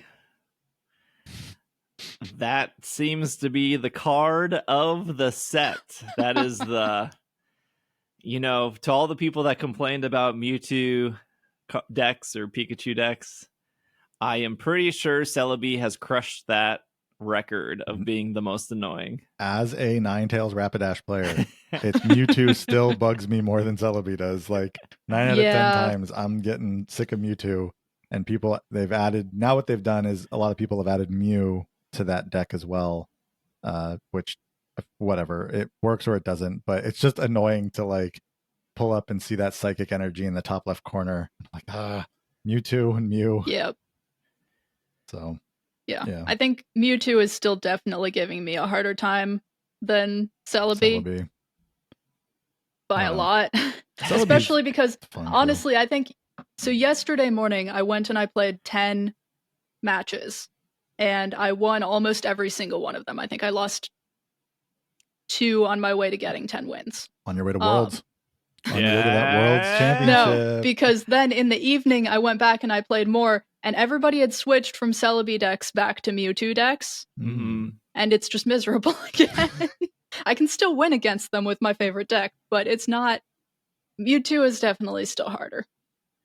This is what I was kind of trying to get at last week with Tauros, where like when Tauros was shown, I feel so validated right now. When Tauros was shown, everyone was like, "This card is amazing. It's going to like stop Pikachu, and it's going to stop." Have we seen any Tauros? No one's using Tauros. Yeah. No one is using it. I saw it in one deck, and I was playing with Pikachu, and I just Sabrina'd it forward while it had 1 energy, and I just 2-shot it. Like it was fine. However, Mewtwo decks have integrated the Mythical Slab Trainer card, and that is working well for them. Yes. So this is not unique to Pocket. The like, this card is going to be amazing, and then it ends up not being amazing. But based on our conversation 5 minutes ago, because there's so many Pocket players, just so many, like the subreddit is 3 times bigger than TCGO. You just have more people saying these kind of things, like this card is overpowered or this card is busted. It was like nonstop for like 3 days that like Celebi is overpowered, Celebi is the best deck, like Celebi is more annoying. And when I built and played Celebi myself, and when I played against other Celebis, I never thought that. I never thought it was overpowered or it was going to be like this dominant card, because it is coin flip based. Mm-hmm. But I mean, if you play it with Superior, there's a lot of chances there. Not really. if here's the thing, people play Celebi wrong, and that's why it's bad. They will keep putting energy on Celebi because they want more chances to flip instead of prepping something in the back. Because if you got Celebi with 6 energy on and it goes down, there's nothing, you have nothing prepped in the back. Like energy placement still matters, but their thought process is, I want as many heads as possible. Right. Even though like statistically there's like a threshold there. And it only matters for the first one anyway, because then you're going to get hit back with something else right after you take out that. That first anyway. And like Celebi should be, I don't know, should be run with Superior. You could like run Lilliganth, but then you're putting 2 energy on Lilliganth. And like, I don't think Celebi is like an S tier deck unless new cards come out. And the reason I say that is, one, we're already seeing it. Like, somebody could be like, well, Steve, you look at tournament results and Celebi has won some tournaments. That's true. But like, the last 2 months have been consistently Mewtwo and Pikachu over and over again. It has probably also lost plenty of tournaments. Right. And Articuno, the reason Articuno got so big is it won a tournament. And everyone looked at it and was like, oh, because like Articuno was nowhere in the New Zealand 1 month beta. No one was playing it. And then all of a sudden Articuno won a tournament and people were, this is the whole red card argument of why people put red card in their decks, because they see it in tournament deck lists and they go, oh, it must be good. It's in a tournament. But Articuno won one tournament, but Articuno never is an S tier deck. Like it is B tier at the most. And if you have, when I'm talking about all this, if you have fun playing Articuno, that doesn't mean like don't play it because I say it's B tier. Like I played plenty of B tier decks throughout my like IRL Pokemon League, and like I won a bunch and I lost a bunch. Like play what's fun to you. We haven't gotten to Hannah's secret deck.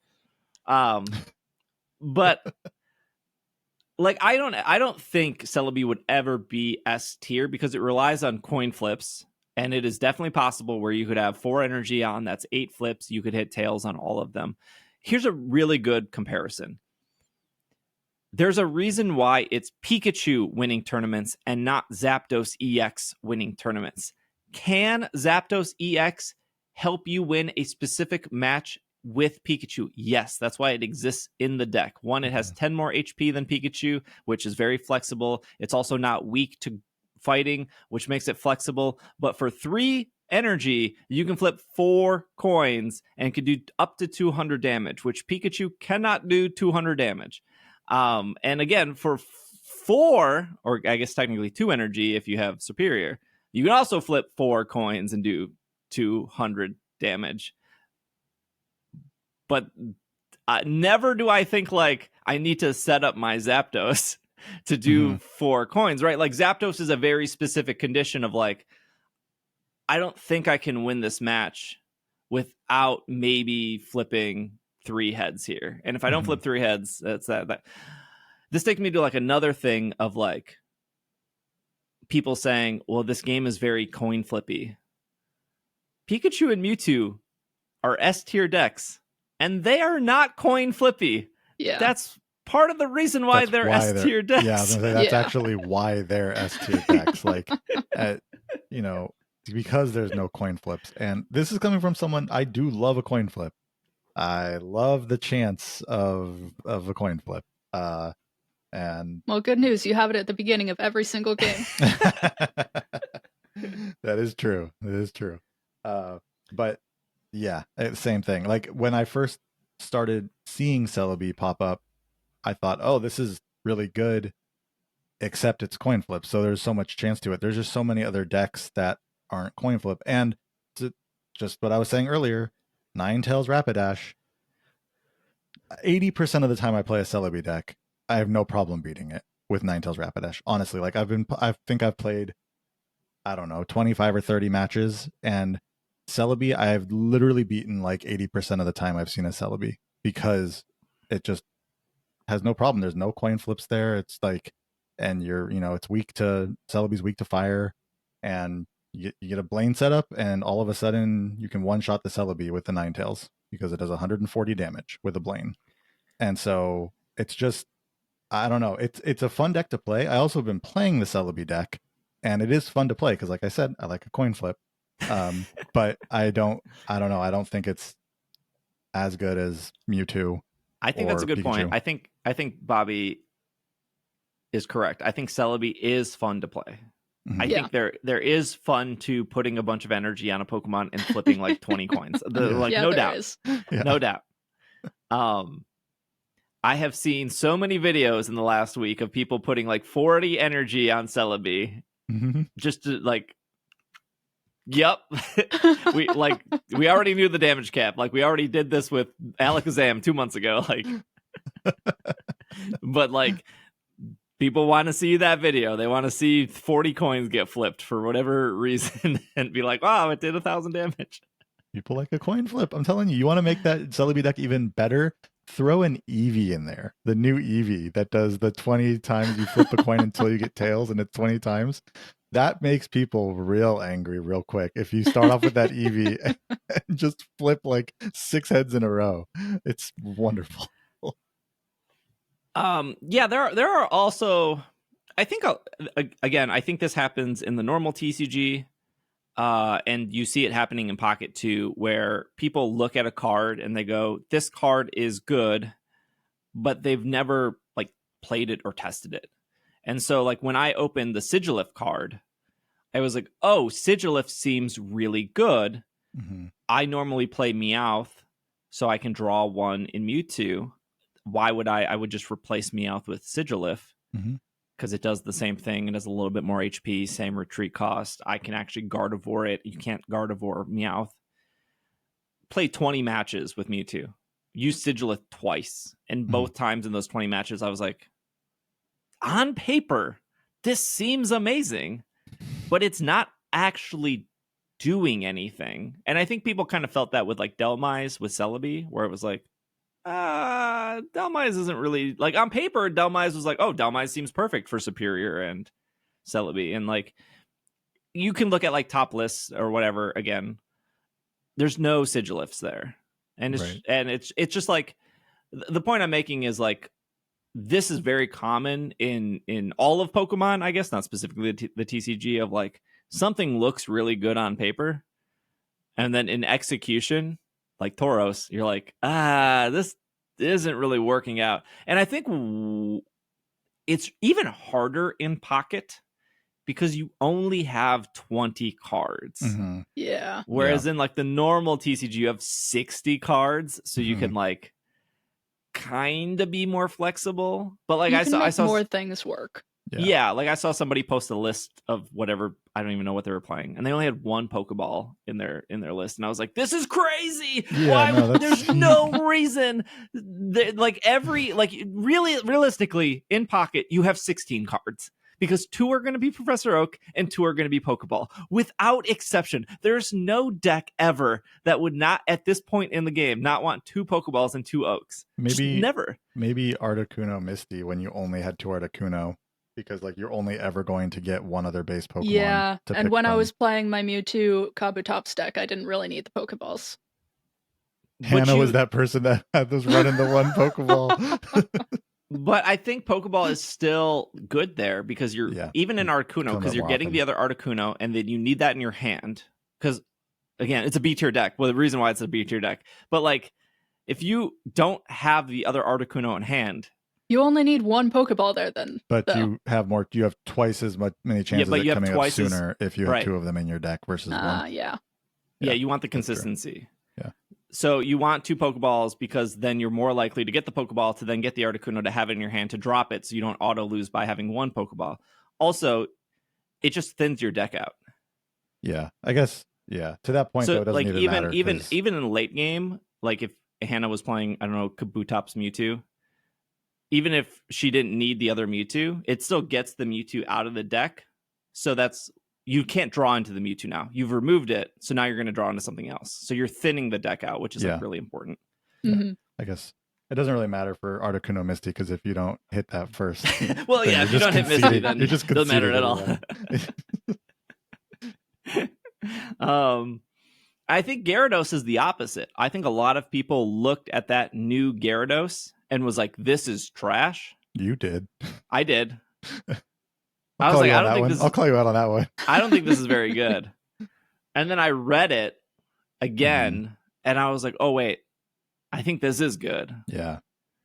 Because we all read the Aerodactyl and was like, this is kind of good. And then when we actually read the Aerodactyl, we were like, oh, wait a second. This is actually kind of bad. Yeah, that's true. I will say Aerodactyl, there have been a couple matches.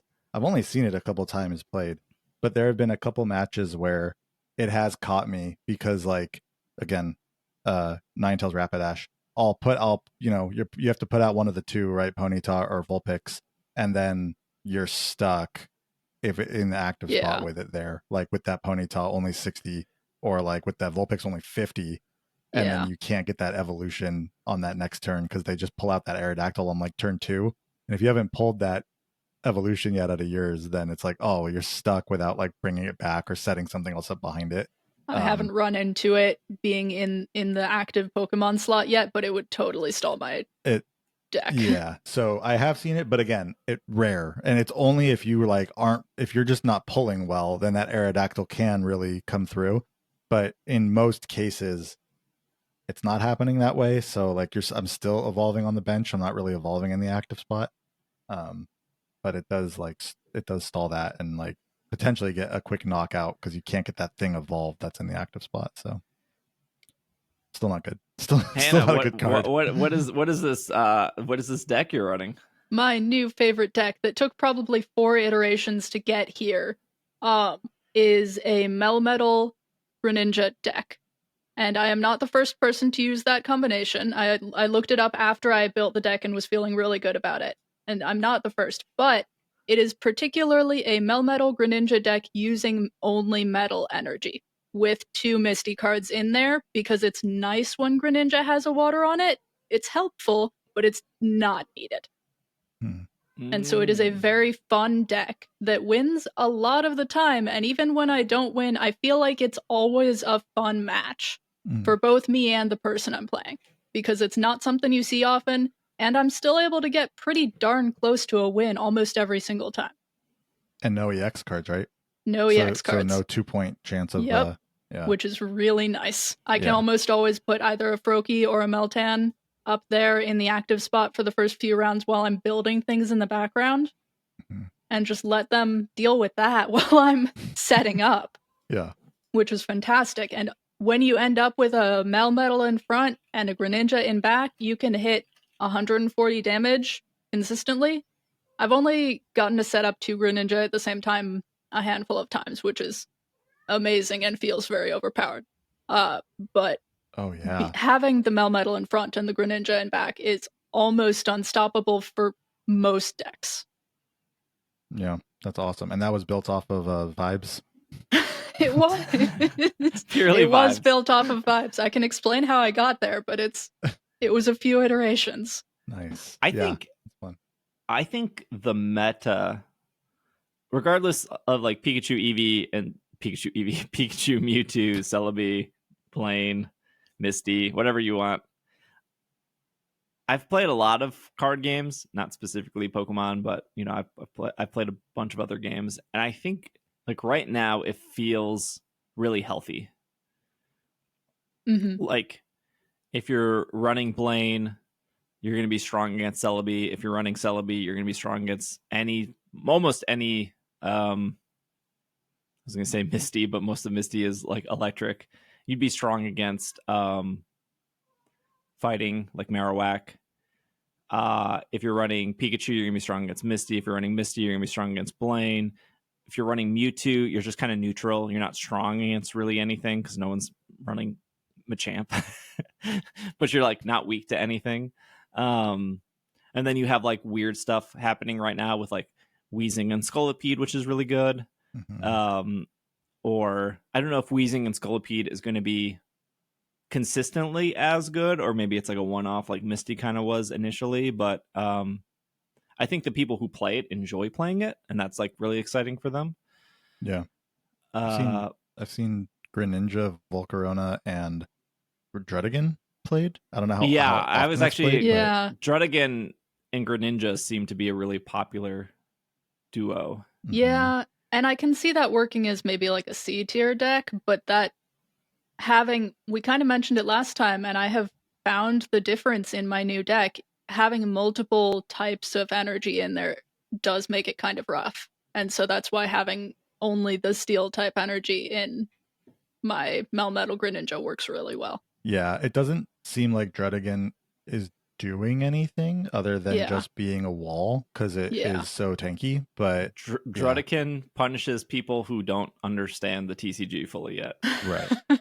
Because like Drudigan you take 20 damage when you attack Drudigan, and the reason it's there is so that person can set up behind Drudigan. Yeah, exactly. But also you don't have to attack, and I don't think people get that yet. So like just don't attack it and also just set up.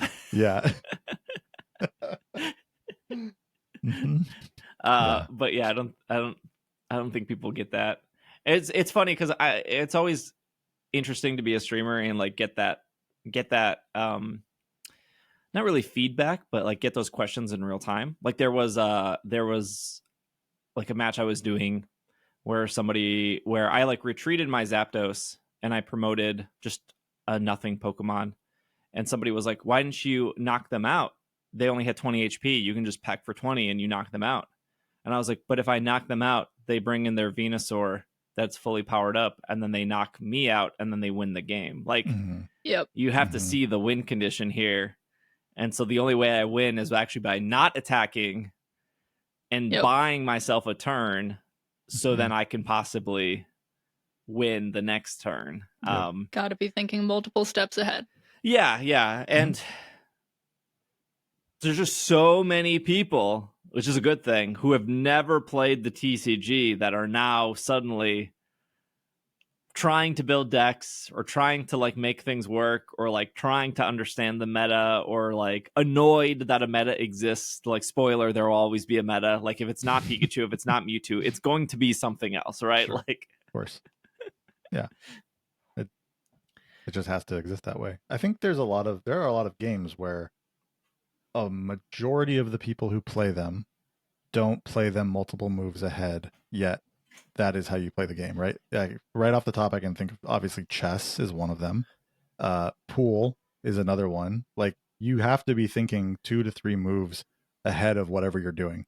Most people playing those games don't do that, and that's fine. Like, that is how it goes, right? Because in most games, you're like, what is happening right now? I need to act upon what's happening right now and do that thing. And there are games, and this is another one of those games where a lot of times it's like, it's not just thinking about what can I do to this move. It's how is what I do right now going to affect me in 2 to 3 moves? And, what do I do to get to where I want to be in 3 moves and not what's going to do something right this second. Yeah. And it's a good point. It's also understanding what their deck does. Like if I've never played a Misty Articuno deck ever. But I know exactly. Like you've never used one. Yes, I've played. Yeah, okay. I've played against plenty. I've never seen anyone play this Misty card. Crazy. No, I've never played a Misty card myself.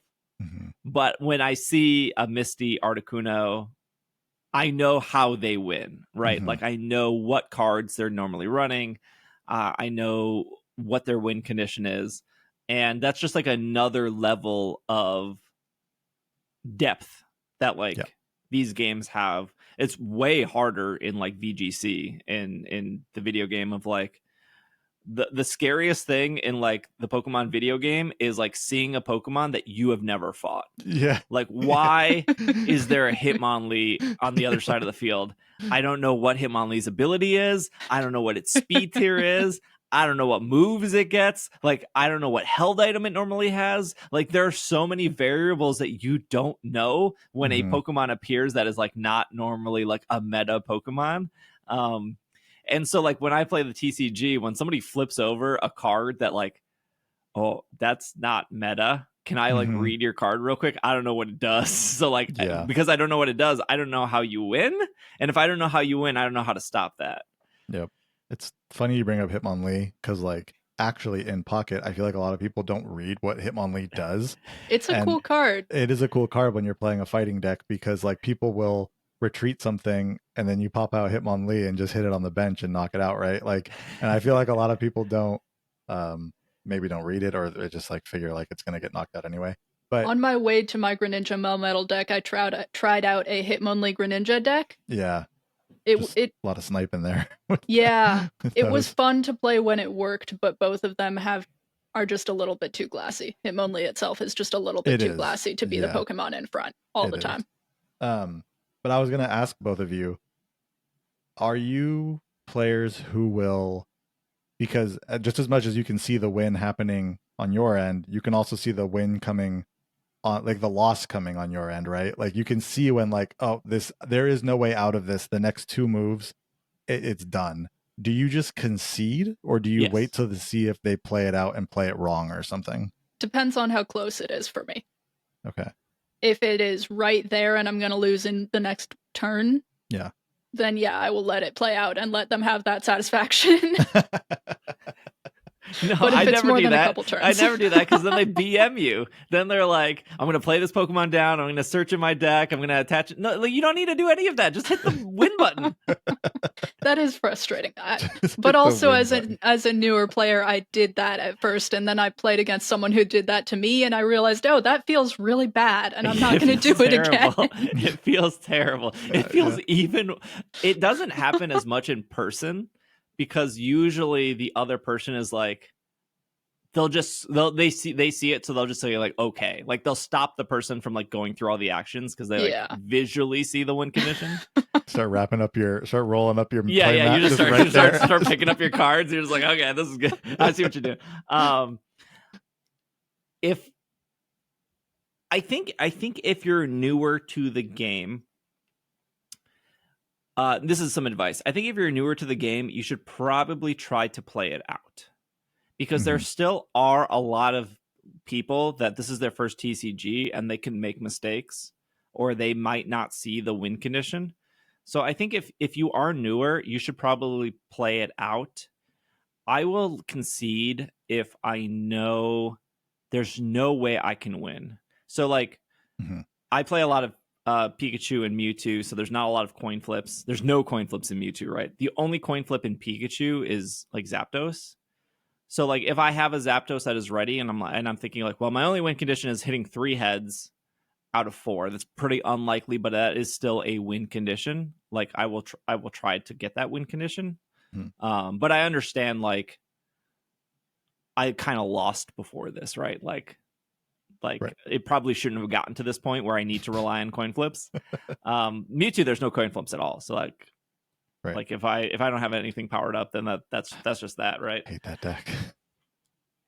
I don't know. I think the funniest thing I see is people say that wins don't matter. It's just a casual game. It's all luck based. And then you look at the top 2 decks and it's like, these decks don't even rely on coin flips. So I'm not sure what kind of, but then they don't want to play those decks. Yeah.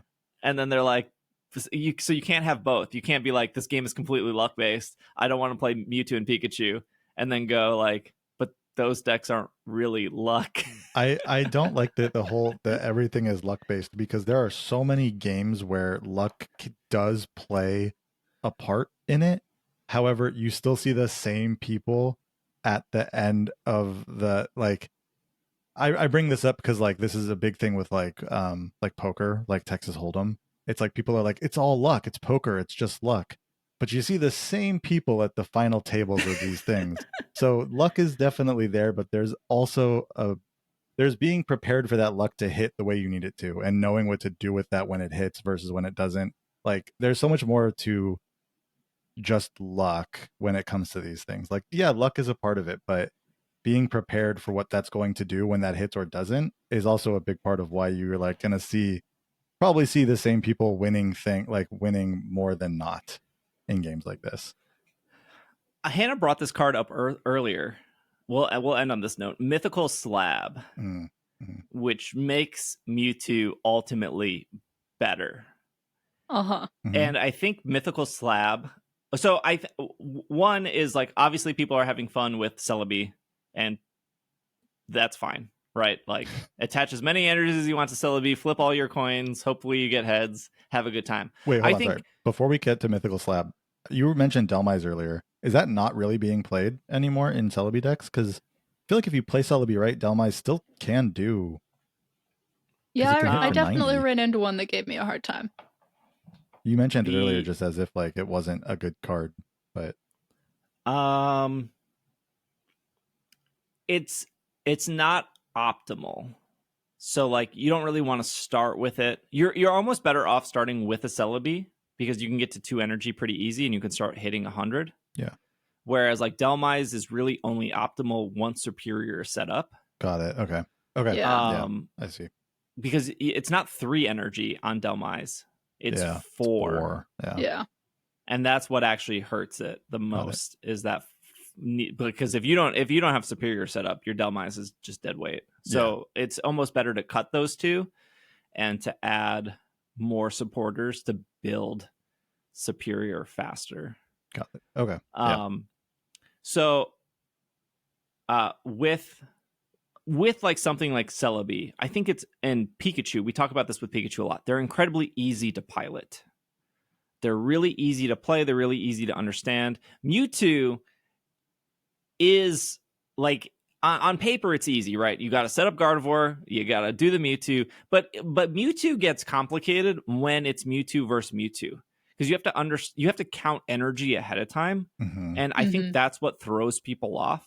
And I think that's also probably why people are like, oh, I hate playing against Mewtwo. Because I would guess that a lot of those Mewtwo players understand how to count. They like know this is a huge thing with like, well, Mewtwo's always like pretty good in the normal TCG, but a lot of Mewtwo is like energy counting anyways. I don't know. That's like kind of Mewtwo's gimmick is always energy counting. So when you were playing a lot of Mewtwo versus Mewtwo back like 8 years ago, it was literally like counting energy to be like, okay, they're going to hit me for this, but then I'm going to play this. And then, but if they don't play an energy this turn, I'm going to have to do this. It's really weird. So I think Mythical Slab starts adding a complexity that makes Mewtwo harder to pilot, but makes Mewtwo better.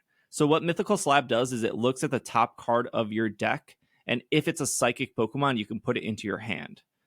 And obviously you want to only run psychic Pokemon, so that's more likely. But there's a percentage of when Mythical Slab works, and you have to think about that. So if you have 10 cards in your deck and there's 5 of them are psychic Pokemon, that's a 50% chance that you're going to put a Pokemon in your hand, right? But it's like, you also have to think, do I need this Pokemon right now? So should I play this? Because if it's not, it goes to the bottom of your deck, which then increases your percentage even more.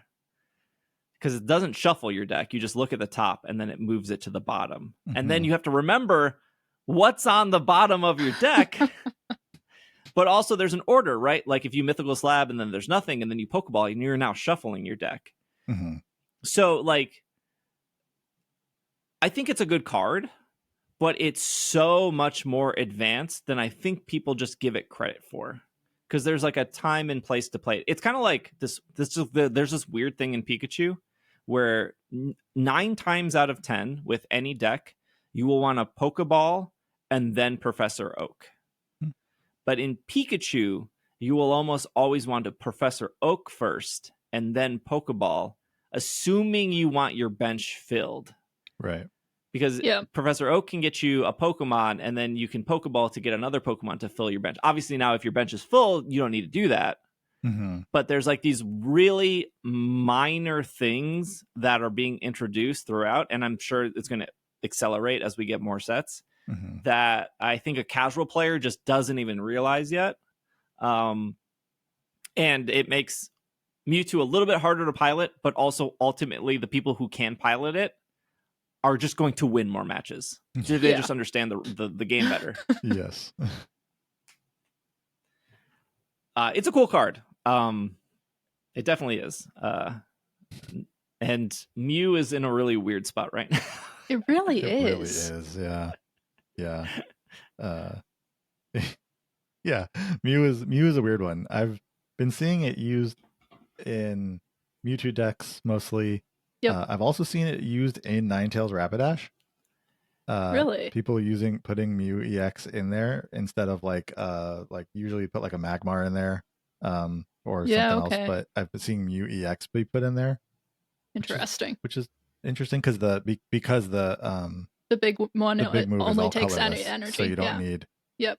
You just have your fire energy. You're not hitting that side shot for 20, but what you're doing is trying to build up for genome hacking anyway. Yep.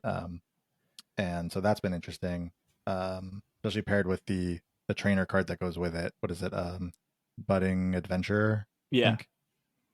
So then you just put it right back into your hand. When people damage it, then you just put it back in your hand, and all of a sudden you put your Mew back down for 130. That card is annoying.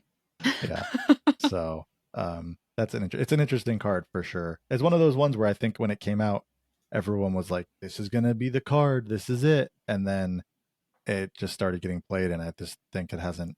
Yeah, I think everyone thought Mew was going to be like the Celebi of the set, right? Like the best card. Right. Yeah, when we talked about this last week, because we were like, we haven't seen Celebi yet. It was like, oh, they mentioned Celebi in here, but they showed Mew and they showed Aerodactyl. They didn't show Celebi. And then it's like, oh, that's why they didn't show Celebi. There was a reason. Yep. Mew is also not great when your opponent is running Mew and your Mew is sitting in front of their Mew, and you're like, well, I guess we're just gonna do 20 damage to each other because no one wants to switch away from this right now. Yeah. I love it though. I'm so happy that so many people like Pocket. I think it helps that the game is running so smoothly and like looks so good as well. Yes. Because PTCG Live, right? Like we saw the disaster that game was in a lot of ways. This game has run so well. Yeah. This game has run so well from the very beginning. And I will say, it's getting a lot of the hype similar to how Pokemon GO did in the beginning, but Pokemon GO didn't work very well in the beginning. And this is Pocket is a beautiful app that looks good and runs well and hasn't had any of those issues. It did have, so if you opened Mythical Island in the first like 20 minutes that it came out, the servers you were just tanked. getting hit left and right with like not like cannot work. But literally I was like, every time I did something and it said like server error, I would just hit retry and it just worked. Like the next step just worked. So there was never the game never like really crashed on me or anything. It's just that there were definitely a lot of people accessing it all at one time, right? When Mythical Island came out. But after like 15 minutes, that wasn't even an issue anymore. It was a couple million short of passing Pokemon GO's first month. I think. Really? I think Pokemon GO's first month was 210 million, and Pocket was estimated to be 206 million. Wow. Yep. Huh. Pokemon GO would have probably made more money if it worked. Because like it's funny you bring that up, but it was like 2 weeks of it not working. It was. Yep. Mm-hmm.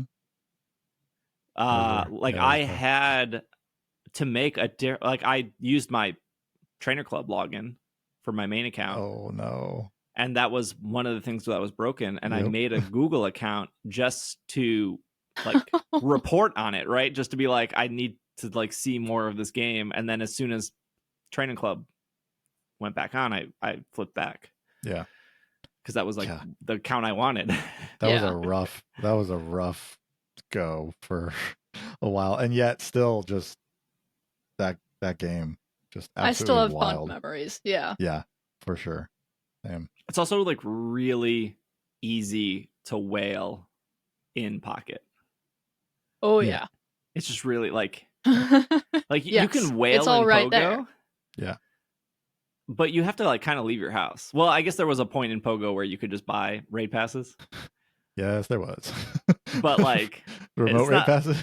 It's not like you could whale on incubators in Pogo, but it does still require you to walk. I don't know. Maybe somebody's like whipping a sock around in their bedroom and hatching eggs that way, I guess. That's I guess that works. It is easy to whale in Pocket. It still is interesting to me that they do cap how much you can spend in a day. Or is it how much you can open in a day or spend in a day? I forget. There is a cap. I don't know how they word it, but ultimately you can only open like I think it's 110 booster packs a day, paid booster packs. Yeah, something like that. I know. Or like 120 maybe. I think Real Breaking Nate was just doing a video, and he actually hit cap. He capped because he was trying to complete the set or whatever in the video. But yeah, it is interesting to me that they did that. Like, I don't know. I just feel why? I guess it's good. Like, but at the same time, I don't know. You want to open packs and spend money. Open packs and spend money. Real pay to win though. If you didn't get that Celebi and you wanted to build Celebi Superior, what's your option? Put more money in. That's true. Like until trading comes out. I had 30 free packs from my hourglasses. Uh-huh. And Nice. then I had enough money to do another 10 from the gift card that Pokemon gave me. And then for the first time ever, I put my own money in, which was $23. I bought the Gardevoir set because it was just like, it's just a good value. It's like one of the best values in the game. Yeah.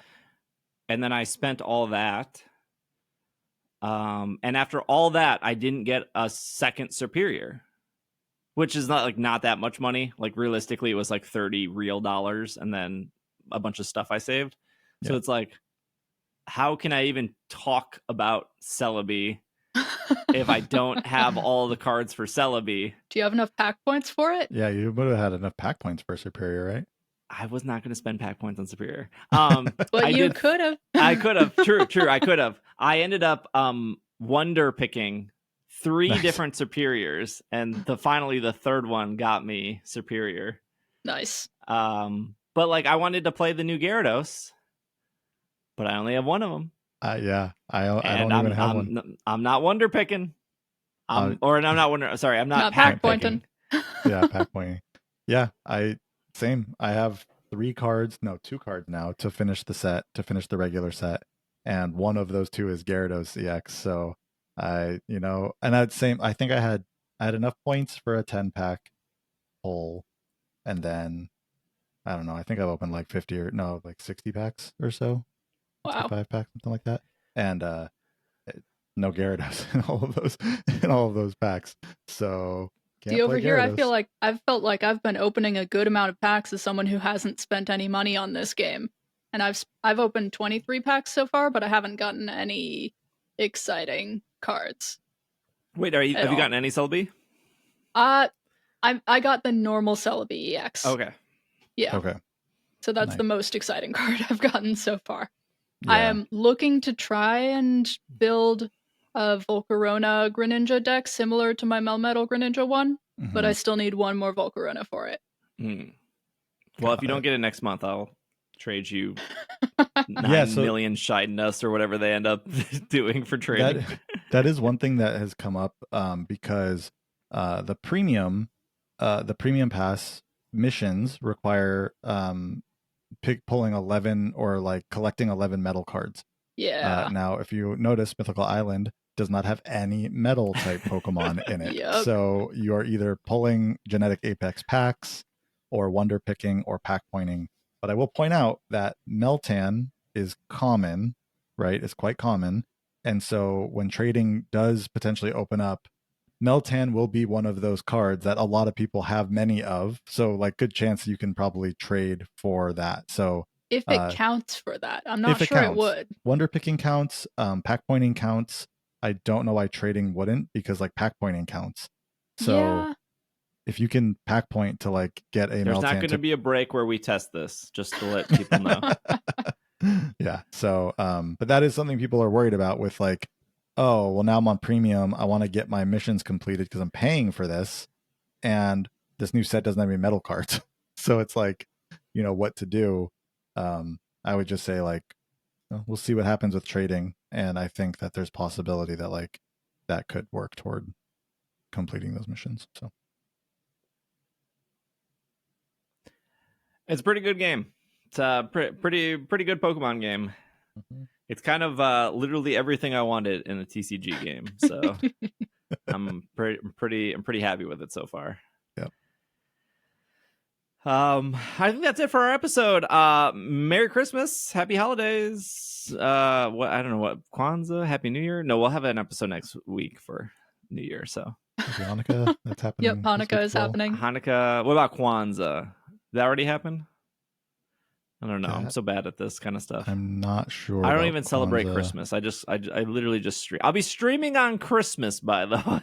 There you go. Also, happy solstice. That happened. Yeah, yesterday. solstice was yesterday for us. I do celebrate that. My family does. So, happy days getting longer again. Time. Yeah.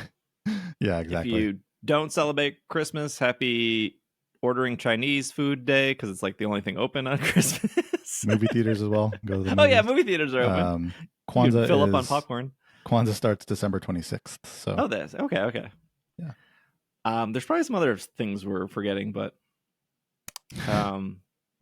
like holidays, you mean?